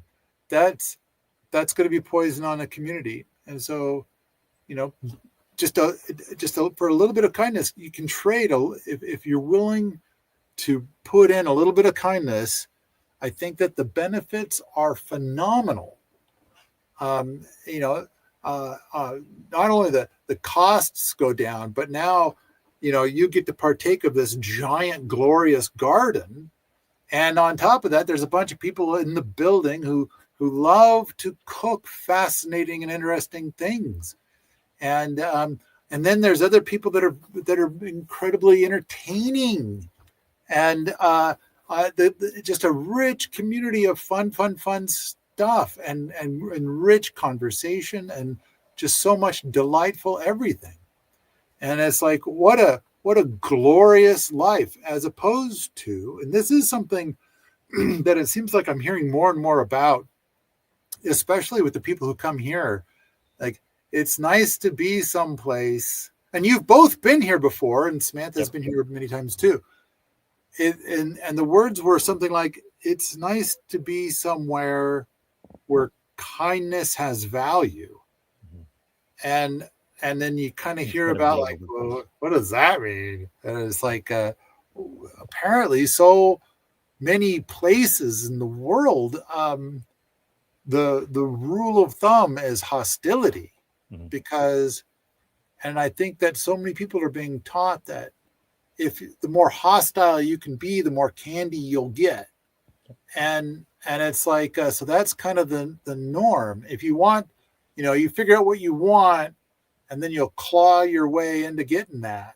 And if you have to, like, hurt 50 other people along the way, well, that's what you got to do. And I kind of feel like, wow, that is, and you know, I used to work in the corporate world. I saw some of that, but I like to think that we're trying here to put value to kindness. I know that we've got some people here now where it's like they have stories of the before times, and it's like they just the ability to be here and to breathe a bit without, needless hostility.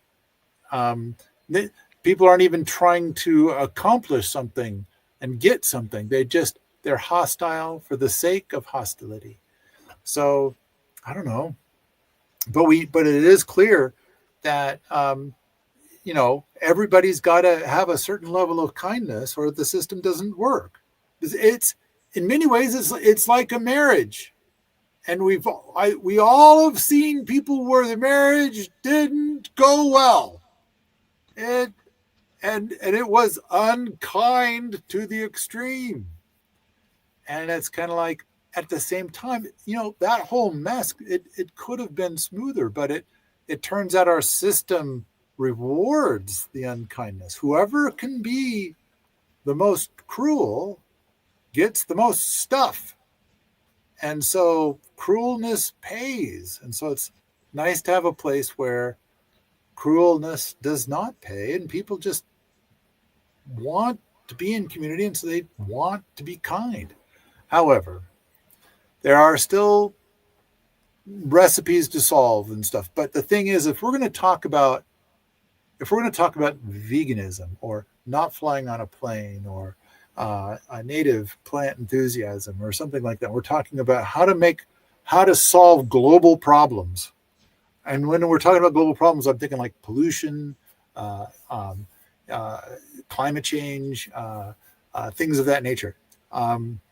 When you live in community, it's like instantly you cut your carbon footprint in half, and your pollution footprint gets cut in half, and your petroleum footprint gets cut in half. All of your toxic footprints get pretty much cut in half, and the cost of living gets cut in half, which I think is a big issue for a lot of people. They're in a financial pickle. And so if they could live in a community, it could cut their costs in half. However, they would need to be kind, and possibly as a replacement to fierce independence. All right. That may be just going back to our roots in a sense as a humanity, because we come from smaller groups, and urbanization is perhaps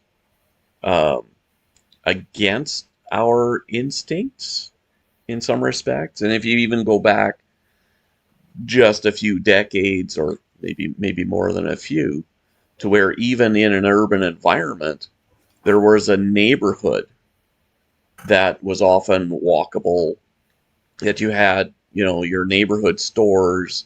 You didn't have the, jump in your car and go to whatever, and perhaps to be able to, just looking out for each other and that sort of thing. And the urban environment, and that's where I spend most of my time, sadly, these days, is in North America, in a lot of cases, we don't know our neighbors, let alone cooperating and collaborating with them and exchanging what we have to offer or what we have in abundance. I want to add to the thing about knowing your neighbors, and I have talked about this in podcasts many times, where sometimes getting to know your neighbors is a good thing. And then there's the other times, like you got to know your neighbors. So then it turns out to be like, maybe it's a good idea to not get to know your neighbors. And I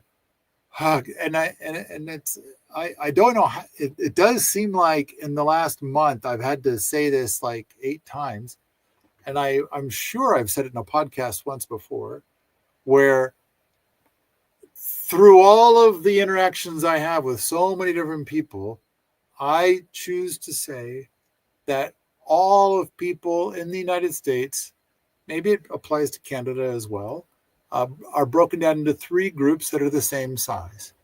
The first group is they know their neighbors. Everything is wonderful. It is a delightful neighborhood. The neighbors are great. The government's fine. Everything about living there is paradise on earth. And then there's the second group. Something's off. Something is really bad. And it could be a neighbor that is horrible, or it could be the government, but something is a nightmare. It's not just bad, but it's a nightmare. And then there's group 3. And group 3 is made entirely of people formerly of group 2, but they moved away and they elected to live at the end of a road and not interact with people within 10 miles. And they just want peace.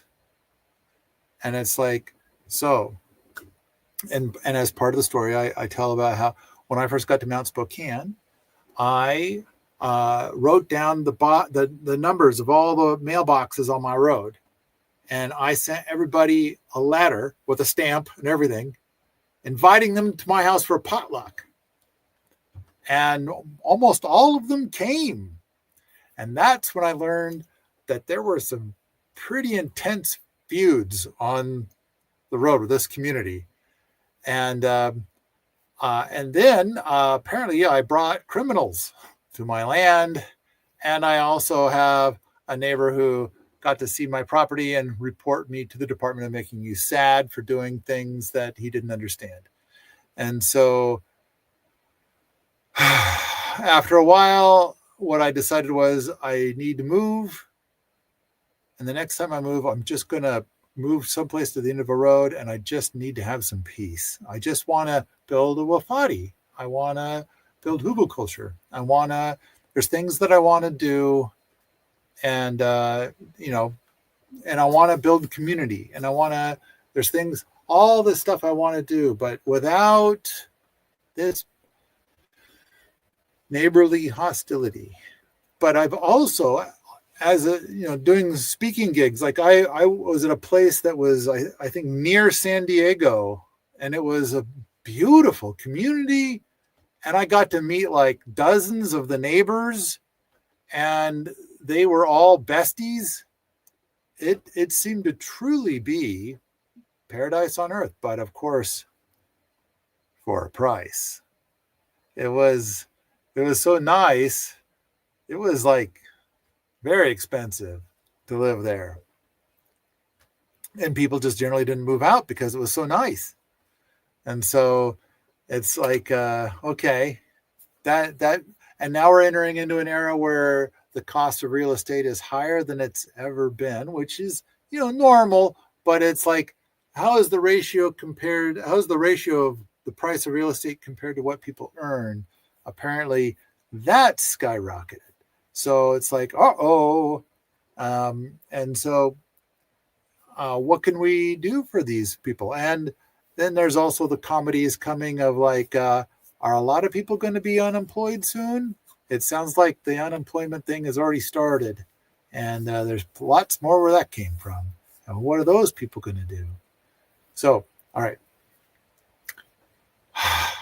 You mentioned the delight of meeting a wonderful neighbor, and you're right, because even with the Mount Spokane thing, as much as it was sour in general, there were some people that I met that were absolutely delightful.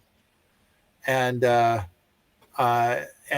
glad that I met them, and I'm glad that I got to visit with them, and I visited with them more. And when the snow came, I drove my tractor over to their house and plowed their drive for nothing, because it was just so nice to meet nice people and to visit with nice people. And then, of course, there were the other comedies. I did not plow those roads. Okay. But community living, I think, is a big one. And yeah, it could be just a really nice neighborhood.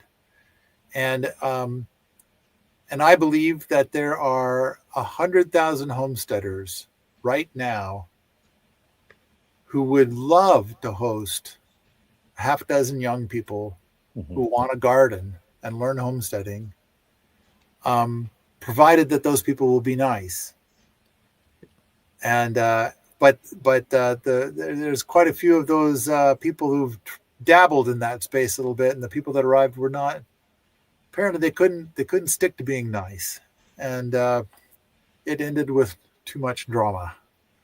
And it's kind of like, okay, can we develop a somewhat more formalized system so that way we can have the upsides and less of the downsides? So it's in progress. However, if we're going to talk about like what makes a difference, that one's a big one, but it has some mysteries to solve. And I think we're working on solving those mysteries here. And I don't think we're at 100% yet, but I think we're doing pretty good. You both have been here. You've got to sample it a little. I hope that your time here was nice enough. And of course, part of it is can we do this experiment when there's like 25 people here year round, whereas like Derek, I think when you and your delightful wife were here, I think we just had like 4 people here or something like that. It was a cold. Yeah. And Ash, the last time you were here with Tracy, then I think we might have had 5 or 6 people here at that time. That sounds right. And I've been to Paul's place a number of times, and so I can speak to the character over a number of years, and also with more people and with fewer people. You know, Paul, something you said that I think really is important to the community living conversation, and like what you said, Derek, about like maybe it's the old Main Street, Main Street town, right? Inga mentioned about walkable developments or walkable urbanism. I know she's in Holland. In the comments there's the piece about we all want to meet delightful neighbors, right? We want to meet like-minded people, right? And Paul, at your place, I can attest to the filter that you have in place. You mentioned kindness is required at your place, and if people can't exercise even that low bar of kindness, then they move along. And I appreciate it's gardening, right? It's gardening for kindness in a way, right? And you have to pull those weeds, and you have to put in the effort, right? That's not something that happens by accident, where if you don't put in the effort to make sure that people are filtered for, like, yeah, we're all on board with doing things this certain way, or we're all on board with valuing these same things, gardening, eating the food that comes out of the ground, not using poisons, like all the 200 different things, let's say, surely it's more. That's what helps to make it a delightful experience, because then you're on the same page or on similar pages with the other people in the community, whether it's in the shape of a big wafati with 20 people under one roof that aren't stabbing each other, or in the shape of a Main Street USA, right? Or in the shape of a Dutch walkable bike ped community, right? Both of you are on staff at Permies.com. Yes. And so both of you have seen behind the scenes of how we make this community. And currently we serve about 1 million people per day. Mm-hmm. And so I kind of feel like when people come, they're like, I love the conversations here. The conversations here are respectful and rich in topic, and there's no ugliness, and there's no fluff and things like that. And I think the two of you know how that came to be. And I like what you said about weeding, and it's like, oh, that is a good way to put it. Yeah. Not everybody, not every plant is welcome in the garden. And it's like, so move along. And it's like, it's the same thing on our forums. Mm-hmm. We periodically get somebody who arrives and tells us that we're doing it wrong, and that we need to stop doing it the way that we've been doing it for 21 years and start doing it the way that we're told. And usually this this suggestion comes with a great deal of hostility, and it's not presented as a suggestion. And so, wow, that is difficult, and then generally that turns out to be a weed. Rarely does that person come around to our way of doing things, which we do it a certain way because it works. And one of the main reasons why I created the forums at all is because when I wanted to go talk to people about Hugel culture or the Wofati idea, and I was just flooded with hostility. There was a site that was in Australia, and I was told that I was stupid because I'm an American, and therefore I have nothing of value to add, and I was blocked. And it's like, okay. And then other places, if you're not using Roundup, you're not really growing food. And,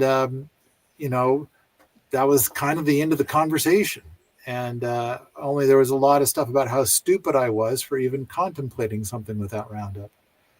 So I wanted to create a place where we could have these conversations in a wholesome fashion. And then, of course, there's still people who show up to tell us that this is not wholesome. And I guess wholesome can be relative and subjective. So it's my idea on wholesome. My guess is that because the two of you made it onto staff, that it's your idea of wholesome as well. And so it's like, so those people that say it isn't wholesome, they can start their own thing. And then I guess people will go there and be part of that. All right. So what's the joke from Futurama? I'm going to go start my own forums with blackjack and hookers. Like, okay, sure, buddy. So Tracy says, I'd love to hear Paul riff on nice versus kind. Wow. I do think that, okay, so when you sign up for Permies, there's one rule, be nice. And there's as opposed to pages and pages and pages of legalese. It just says be nice. And I think that that's pretty fun and cool. But of course, I also think that saying to somebody be nice is pretty rude. I equate it to, so there's another Wheaton out there. His name is Will Wheaton. Yep. And he says his quote, his big quote is, "Don't be a dick." And I kind of feel like, don't tell me what to do. But of course, when you say don't be a dick, then basically the subtext of the message is don't behave the way you want to behave. Behave the way that I am commanding you to behave. And that's pretty fucking rude, isn't it? And so be nice is effectively saying the same thing. Don't behave the way that you want to behave. Behave the way that I command you to behave. That's be nice. And so what does that mean? Well, it's complicated. Now, be kind is going to be like, I think be kind is going to be different.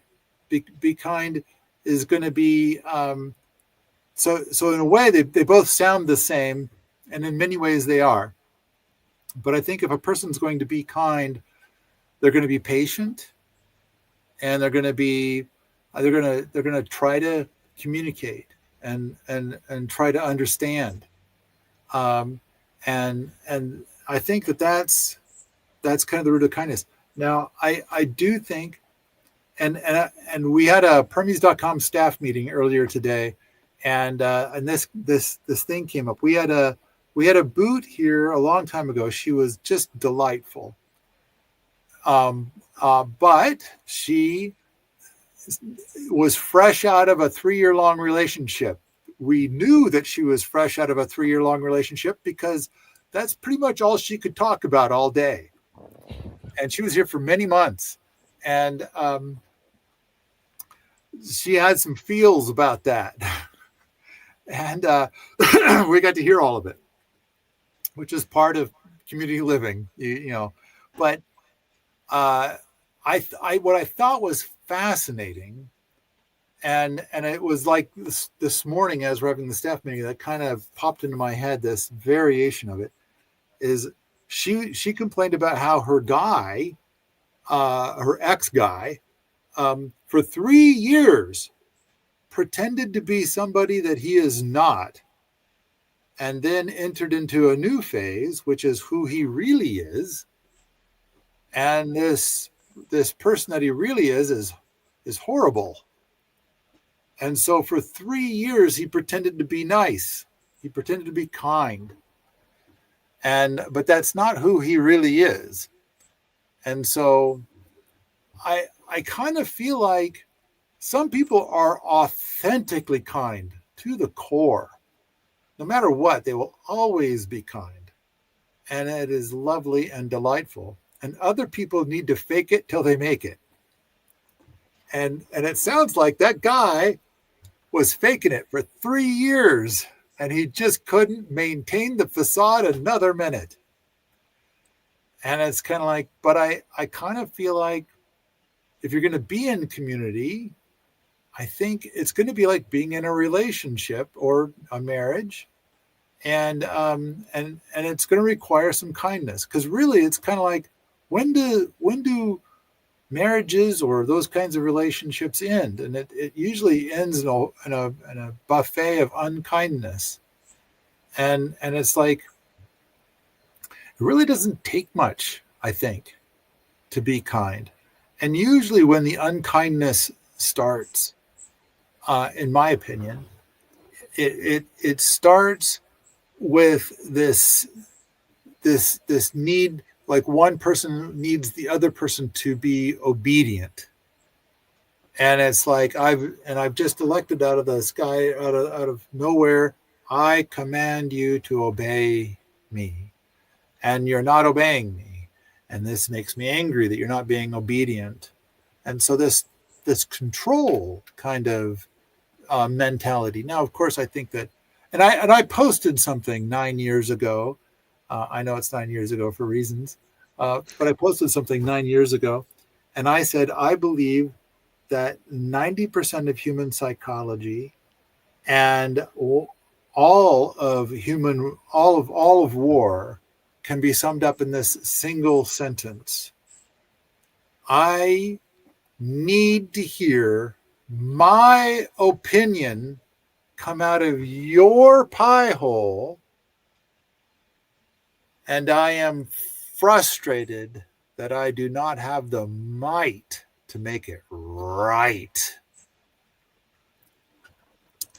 And then a guy who is an actual therapist guy, a guy who really knows this stuff about at least the psychology part, replied and said yes, and validated what I had said. So I think, so all right, so Tracy's saying be nice versus be kind, and I think nice is a shorter term version, and kind is going to be a deeper, longer term version.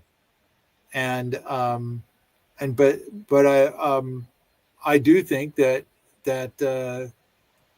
is being nice is going to be relative and subjective, and being kind is still going to be relative and subjective, but perhaps less so.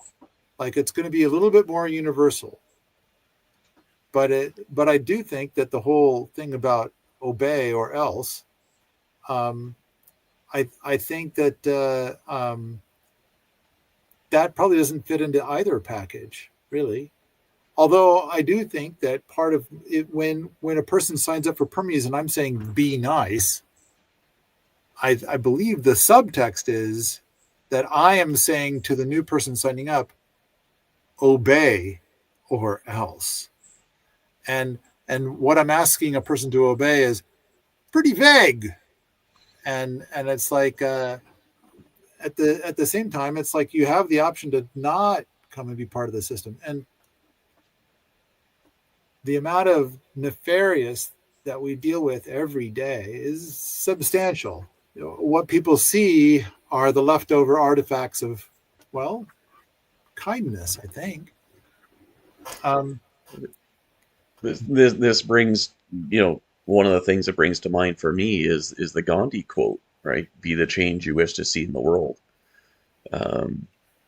And related to our topic today, or our title, is if you're kind, it's really going to be hard to be angry at the good guys or the bad guys.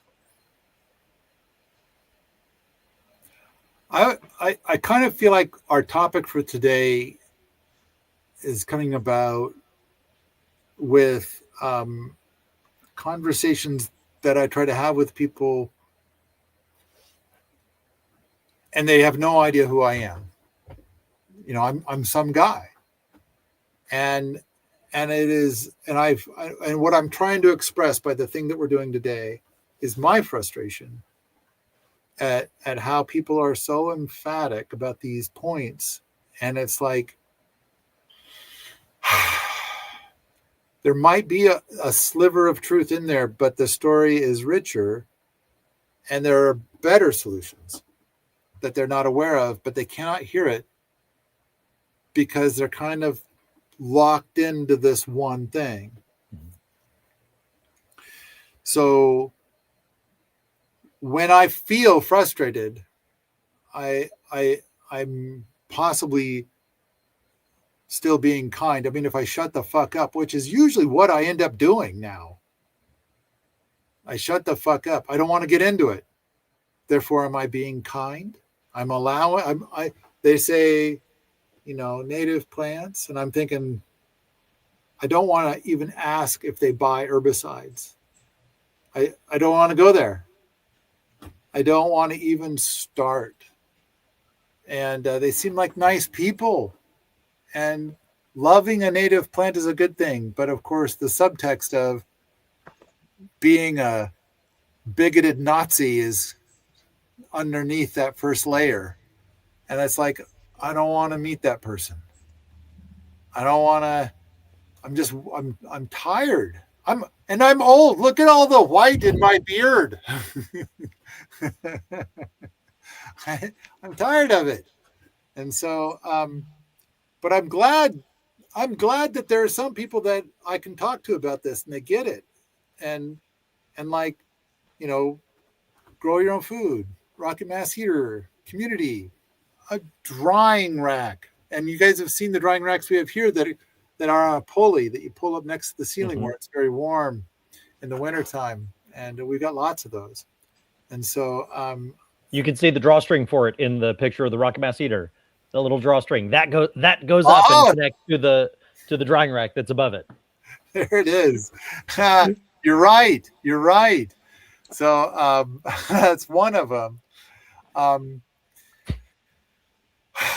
I kind of feel like I have not done a very good job of going over the difference between be kind and be nice. But I would have to say, I think another thing is that I think that if we're going to talk about being in community, like a person choosing to be in community, I think that the phrase of the part of what the cost is going to be is to be kind. You're not pointing at somebody and commanding them to be kind, but instead you're holding it into yourself and like, what does that mean to me? How can I bring kindness to a community? What would that look like for me? And the word kind might never escape your pie hole. And that instead it's entirely for introspection and introspection only. Tracy offered you pie for your explanation, so it's probably okay. I take it that like the Permies.com pie, and on the YouTube comments. Okay. So, all right. I don't know. I think we might be at the end of the slides. There is so much more. Oh, we got another thing to look at here. Slightly unrelated question. But during the summer, is living in a wafati the only good solution for cooling? or is there another good one for a conventional house? I'm going to say there's a list. And I think we have a few threads at Permies that kind of have a list. But in the purple deck of cards, I think that the thing that yeah, and look, Ash is waving them around. In the purple deck of cards, we have a card that's called like cooling your home or something like that. And there's like several suggestions there. But the one that I point at is Six of spades. the big. Oh, okay, the six of spades. If you look at the six of spades, and if you have not just a big tree, but a really big tree. And so if you ever get the opportunity, like if it's a hot day outside, a really hot day, and there's a really big tree, I invite you to go and stand under that tree. And it feels like there is a river of cool pouring onto you. And on one hand, it's like, oh, I want to go plant a big ass tree in my yard. And it's like, okay, all right. Next is to contemplate how did all that cool get there and pour onto you. And it's like there's a lot to learn right there. But yes, the Wofati is a good one. Like when we have 100-degree days, someone was saying that it had 100 at one of the outside one of the Wofatis, and inside it hadn't even gotten to 70 yet. And it's like, I imagine it got to 70 later in the day. But still, that's pretty cool, literally and figuratively. And so, the Wofati is a big one. I kind of feel like we've got for the PTJ. So Ash, I know you've been here for the PTJ before, I think, right? Not me for the PTJ, but other PTJ flavored events. Okay, all right. Not yet, anyway. I think you were here for a PDC, but we have what we call the heat protocol.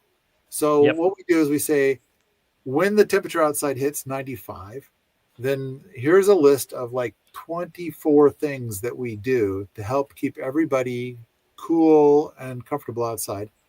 And the one thing that everybody remembers is slushy delivery.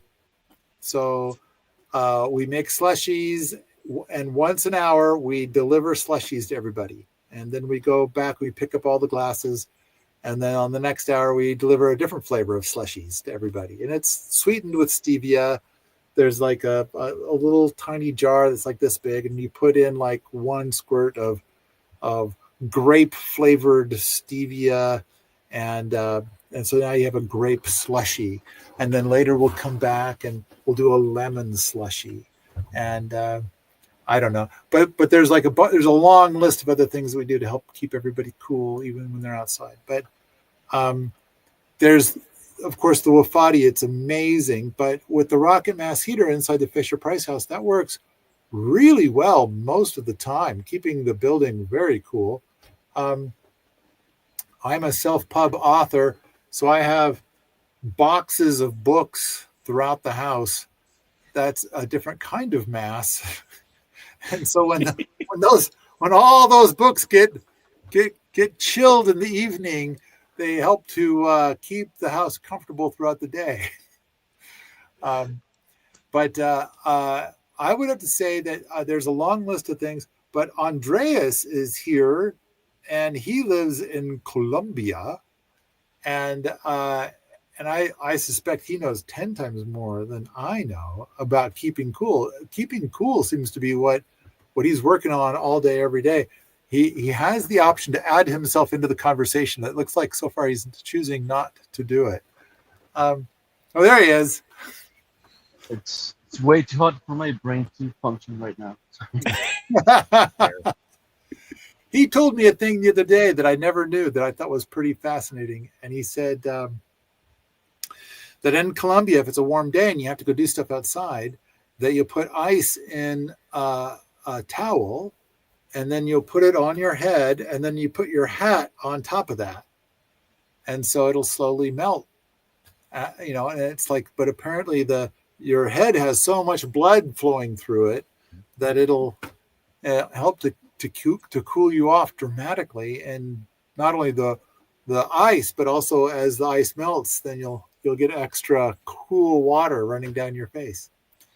And I haven't tried it yet, but that does sound very, very nice. I kind of wonder if it's not too brutally hot, like in Colombia, if just a wet washcloth up there under a hat would be good. So, You know, a neckerchief as well, similar concept. that's one of the things that we do that's on the list, is that we have bandanas. We have like 80 bandanas for people to use when they're here for events or if they're just in the boot camp.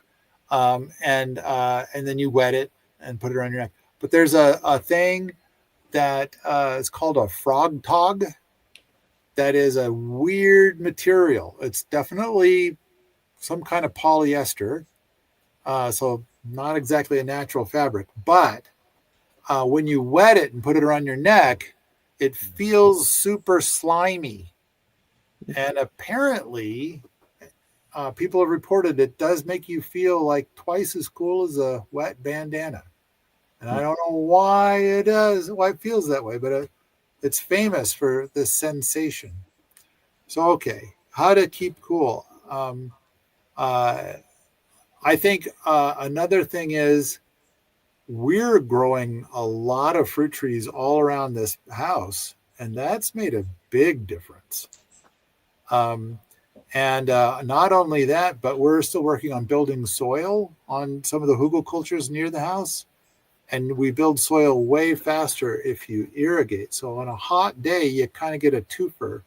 We will wet the hugelkultur, and then the act of wetting it will make everything much cooler. And then for the next couple of days, it'll be much cooler. Anyway, yes, it's a little bit off topic, but the big thing is that I feel like there's about 50 topics that are like the ones that we talked about today, like the flying on an airplane thing. In fact, I thought it was pretty cool in the thread where we're talking about this, and the thread's called The Twisted Feels of Being Angry at Good Guys. I mentioned the plane thing, and then somebody like ran the math, and they did the research, and they came back to verify it is true.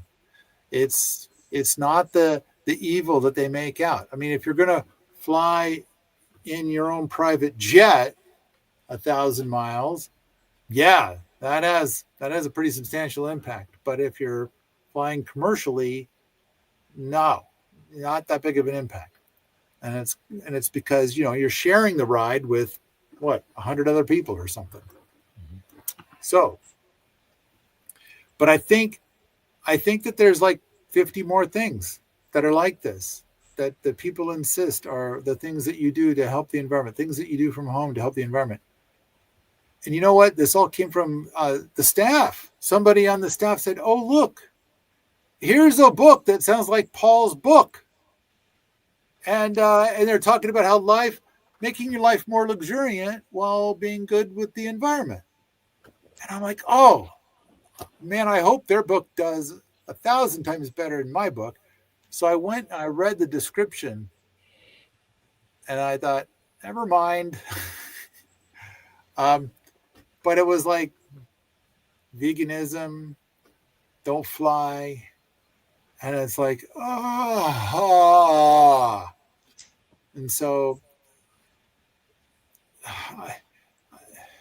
this is such a weird space.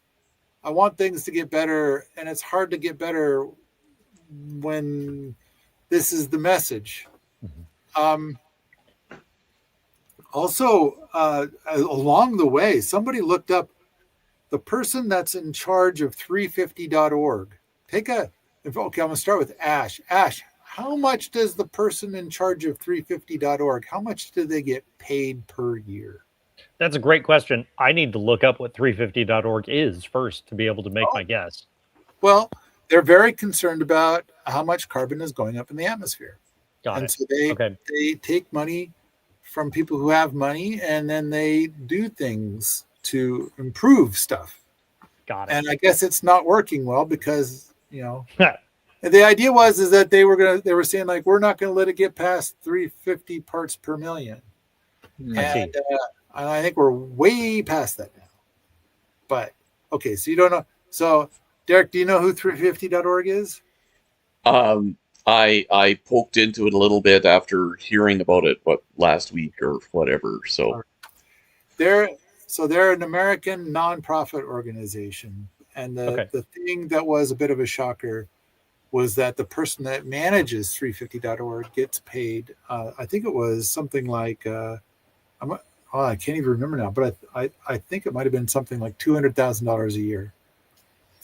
And it's like, and so we kind of had a little bit of a conversation of like, if there's a person getting paid $200,000 a year, can you still call it a nonprofit? I mean, that seems a little weird, doesn't it? But it sounded like they had something like, and I'm guessing again, I can't, but it's something like $20 million a year of operating capital. And I kind of was thinking like, man, I don't know what all they've done in like the last year for that $20 million. Maybe lobbying of some kind. I'm not sure. But I know that when I looked on their site once, like, I don't know, many years ago, there was a lot of stuff that they were telling people to do at home that I thought was really stupid. The only thing that I thought was good is they did mention a clothesline. And it was like, but it was like number 12 on their list. And of course they're like, oh, get the good light bulbs. And I'm kind of thinking like, and these guys get $20 million a year to do this. So, and I kind of feel like, well, we are not a nonprofit, but I think we're a group of volunteers, and technically I run in the red while I pay the bills for our community. And I got to say, the bills have gone up, and the income has gone down. It is tight. However, wow, $20 million a year, that's some real money. And it's like, wow, what could we do? But maybe, and I don't know what the answer to this is, but is it possible that if we've got, because right now we serve about 1 million people per day, and is it possible that we're helping people more than 350.org, but, you know, for free, kind of? I mean, I've gotten 2 free trucks, brand new. That's kind of nice. You know, it doesn't exactly pay for the server costs, but that sure helps with our projects here. But the point is that that person's getting paid a lot of money, whereas I'm paying a lot of money for our community to exist. And you know, and it's like, are we doing more for the environment than 350.org? I'm not sure. I haven't really studied what all they do very much, but I kind of feel like we are doing a lot. If we're going to talk about a rocket mass heater instead of light bulbs, I think that's a pretty giant win to begin with. I mean, of the few things that we did talk about today that were the things that were, where I'm throwing it in the twisted fields of being angry at good guys, I'm not sure which one is the biggest win. Maybe the veganism one is the biggest win. The light bulbs, I think, are a wash. The plane thing is a wash. I don't remember what the others. So I think the veganism, it does make a difference. If you're going to eat vegan instead of CAFO beef, right, then it's like, okay, yeah, you're doing a lot better. And it's, I don't know, it's also a stepping stone into growing your own food and permaculture and stuff like that. So bigger and better things. Yeah. You know, Paul, when Tracy and I were there at your place, as a preamble to going there, and then while there and afterwards, we read Thorns, your book on community living and its trials and travails. Wow, that one's. I think I wrote that quite a while ago, like 9 Yeah. years ago or something. That sounds right. Yeah. Was when it was compiled. Hang on just a sec. Sorry. The thing that came up for me in reading Thorns and thinking about the topic today is the Wheaton eco scale. You know, this is another our meta topic today of when people get angry at the good guys because they think they're getting angry at the bad guys. It's Wheaton eco scale. It's I see it as an application of the Wheaton eco scale, right? Where they're angry at someone who they think is behind them on the scale for being assholes and ruining the environment, right? In the same way that they see someone forward on the scale and they think they're crazy and need to be put in jail. And I love how the permaculture playing cards are a way to bridge that gap where, you know, for anyone who hasn't seen it, Wheaton eco scale, Google it. Permies Wheaton eco scale. You'll find it. There's a beautiful graphic. It explains everything. So I'm not going to rehash it all. But the conclusion of it is, if you show someone something that's too far afield on the scale, it's too crazy. But if you show them something that's just a couple steps ahead of them, hey, that's cool, right? Oh yeah, that's pretty cool. You know, I already eat lettuce. What if I grow lettuce on my balcony or in my garden, right? I'll eat that lettuce. I'm already eating it anyways, right? Or, you know, I hate tomatoes because I feel like tomatoes are a bad example, but lettuce is the one that I lean on. Okay. Don't eat lettuce in Hawaii. Right. There you go. Yeah. That, or other tropical and subtropical places.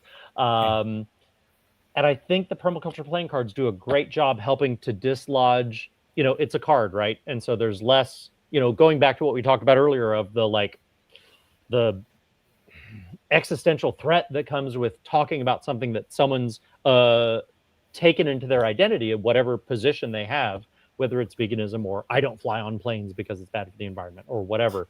The playing card, I think, does a little kind of end around that existential threat thing of being a non-threatening way to convey the information, just a tidbit of cool information about a cool thing that might help dislodge and help that person, oh, you know, well, yeah, I'm still a whatever, but also like, hey, you know, card thing's pretty cool.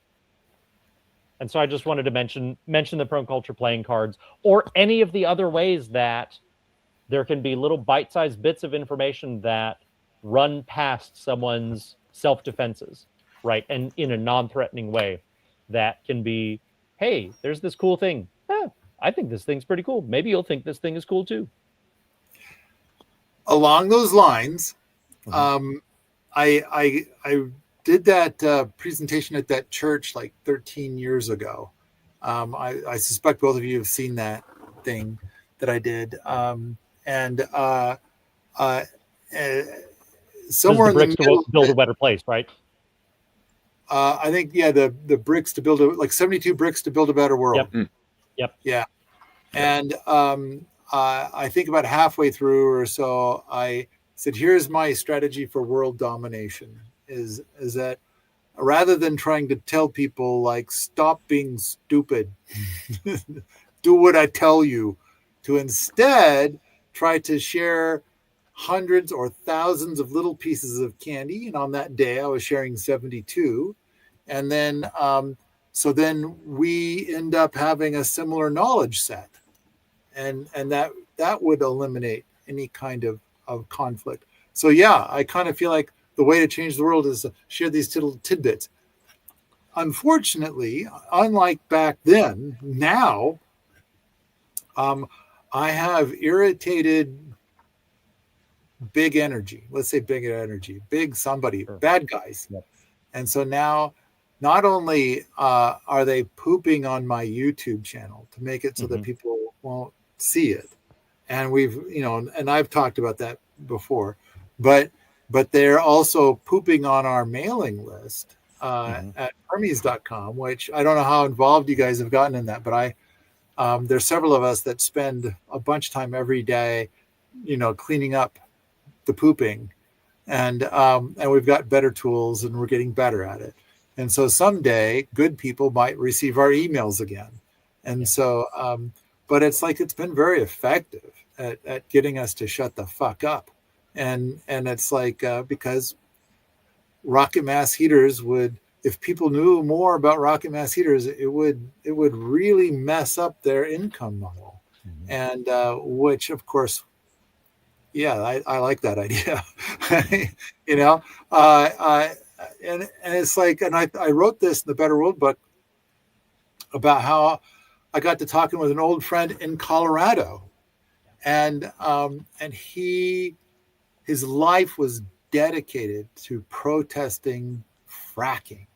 Yep. And I said, okay, how do you heat your home? Natural gas. And I was like, so you're kind of feeding the monster there. And then he's like, oh, you're right. And so, I mean, like he's been fighting this for years and years and years and years. And he goes to protest like twice a week. It was a lot. And he's like, well, I'm going to go and rip that out, and I'm going to replace it with electric heat. And I said, in your area, do you know how they generate electricity? Yep. With natural gas. And like, I'll just be cold. And I tried to tell him about a rocket mass heater, but it was too weird for him. Mm-hmm. He couldn't hear it. It was just. But I don't understand how it is that people go out and they buy like a wood stove these days. Right. And they don't like, they'll install a brand new wood stove, but they don't even know that a rocket mass heater exists. But apparently there are 100,000 brand new wood stoves being sold each year. And some of the designs only last 5 years. Yeah. And anyway, I know that in the wintertime, when I drive to Missoula, the valleys are just full of smoke. Yep. Half the smoke comes from people burning wood, like wood piles. They've got brush piles, and it's part of their wildfire mitigation. And so, you know, they cut it in the summer and they burn it in the winter. And you can, you know, when you drive by, you see the sources of the smoke. So half of them, it's like an open burn of a pile of brush.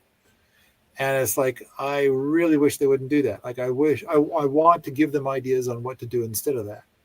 And then I also will see the other half of the time, it's a single chimney, just pouring smoke out and filling the valley.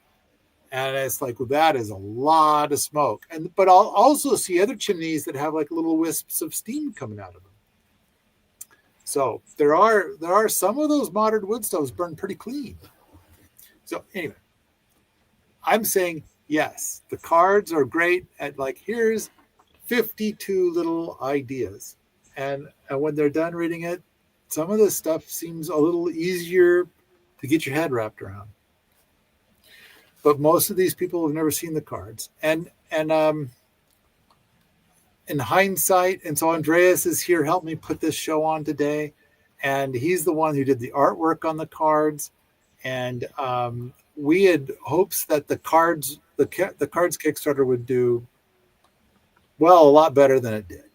And it's kind of like, and when we started it, everything was becoming volatile. And it's like, we don't know where it's going to go. So the price was a little high. And then it turned out it was even higher. When the Kickstarter was done and it was time to print the cards, like the price was about double of what we were expecting to pay. And the price that we thought it would be is about double of what it was years ago. And then the price of shipping doubled too. And in fact, prices to like Europe, it was like quadruple. And so some people paid like $50 in shipping 2 decks of cards to Europe, and I ended up paying $90. Yep. And it's like, holy shit. So damn. because it used to be the idea of like you could get a dozen decks of cards for pretty cheap, and then you could hand them out to all your friends, and now you seem a little less crazy, and it's like that works if we could do huge quantities, but damn it. And so the Kickstarter didn't do well, and I don't know, are we gonna, I didn't get very many printed. But you're right. I want to be able to get like some enormous. We had a conversation today, like maybe we should try to get the cards into Costco. Right. You know? Yeah. But then the cost, we could get such a large quantity printed that the cost per deck would be less in theory, and then we sell them at Costco, maybe at a loss, maybe at cost. And that would infect lots of brains because they are beautiful. And it could be, if somebody's looking for gifts to give, it's kind of like you get a dozen of these cards, your shopping for the year might be done. So anyway, all right. Are we ready to wrap up today? What else have we got? Is there, I do think that there's like probably dozens and dozens and dozens of more of these things that people are super glued to, things that are probably advocated by 350.org that I really disagree with. And I'm just one voice. I'm so glad you guys are here to at least make me seem a little less crazy at feeling this feel that I feel about such lovely, lovely people with such lovely passion about something that's not getting to where they are thinking that they're going. And I feel like the bad guy to tell them stuff like that. You know, I think the one where I feel the most pain is the one about native plants. And because they just love native plants so much. And yeah, the reasons were put in their head by somebody who has a profit to make. It just stings so much. There's a bunch of stuff like that around other things too, and it just goes on and on. All right, what else? Anything else? Yes, go ahead, Derek. No, I was just take a deep breath, relax.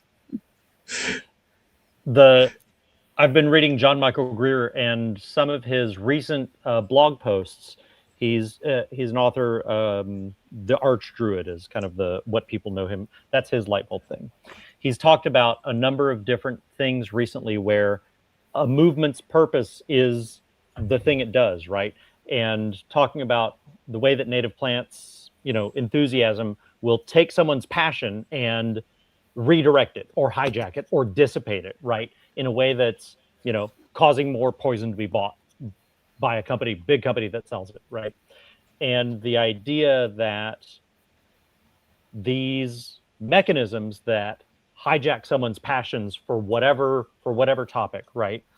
Where instead of really making a difference, it's just getting them churned up and wound up around this topic instead of doing the thing that's actually going to go and make a difference, is part of the, like you said, Paul, part of the tragedy of, someone who's really passionate and has lovely passions and is a lovely person getting their passion misdirected by, a bigger organization who has a profit motive. And the essay is kind of adjacent to this topic where there's a lot of activist energy and a lot of people who really want to change the world and make things better. And I feel like there's a lot of opportunities for someone's passion in that realm to be hijacked or misdirected by someone with a profit motive, and at the very least, a profit motive to sell a thing, and potentially also a profit motive to maintain the status quo in addition to that. And the appreciating what you said earlier and in Thorns and in 100 other podcasts where, gosh, if you start growing your own food in your own backyard in a way that you know the story of your food, right? That making your own place, the place in your immediate surroundings, more awesome and more rad in all these different ways, because you're growing your own food, because it's beautiful, because you're growing your own food, helps to make a genuine difference in someone's immediate surroundings and immediate life in a way that these other, what I'll call passion topics, don't a lot of times. You brought up thorns. I kind of feel like maybe we need to do a thing where it's like a Thorns Q&A or something. I mean, it's been a long time since I've written Thorns, and I thought by now I would have finished the book. It's been talked about to like do a Kickstarter, but it's like it's hard to go and do a new Kickstarter when your last two Kickstarters did so poorly. Mm-hmm. And Thorns is one where it's like pretty.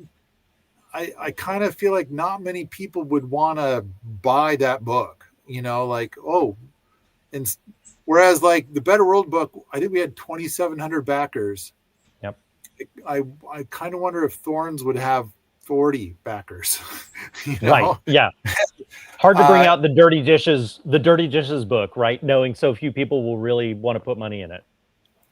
But it does seem like once people have read it, then they're hungry for more, and Thorns then kind of eclipses all the rest of my work, all my podcasts, all of my videos, all of my movies, all of my other books, etc. And it's like Thorns is the everything, and it's like I can see why they think that, but the problem is that I think that the only people that ever read Thorns are the people that either got it as a freebie with something else, or they have a keen interest on this particular topic. Mm-hmm. And but it's like the number. I think it's available for sale right now for like $10. I'm just guessing, something like that. I would say that we probably sell 3 a year. You know, and so it's like, but it does seem like once people have read it, it's like there needs to be more about this. I need to finish the book. I need to, and it's kind of like what's there. I wrote because I needed to say it, mm-hmm. And now it is said, and it's like, and I like the idea of finishing it, but I've got so many other projects I also need to finish, right? And it's like, and I could use some help. Come to the boot camp, because it's about the projects. Really, it's about the projects that we're doing here, and as far as Thorns go, it's about the experimentation with community and trying to get solutions that could be replicable to other homesteads. And I think, you know, really, basically, it's like, what does kindness look like if you're going to try to be part? Because I think that there's 100,000 homesteads would be delighted to have a half dozen people come and live for free on their homestead. All they ask is for a little kindness, and yet the evidence is that you're going to get the opposite. You're going to get extreme drama, and so it's kind of like, so how do we get the kindness and not the drama, or at least you'll always have a little bit of drama, but can you turn the volume knob down on it 95%? And I think that there's a lot of homesteaders that are like, I'm in. I'll totally share my homestead for free with people. If they want to come and be part of this and do this with me. And it's like, not come and be part of this where they think I'm their concierge and I'm supposed to bring them lemonade every day and check to make sure that their pillow under their feet is comfortable. And so, which a lot of the people who come out, that's kind of what they expect.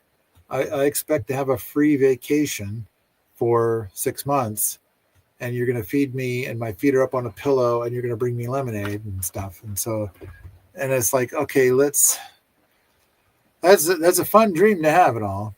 Anyway, Derek, you got anything else?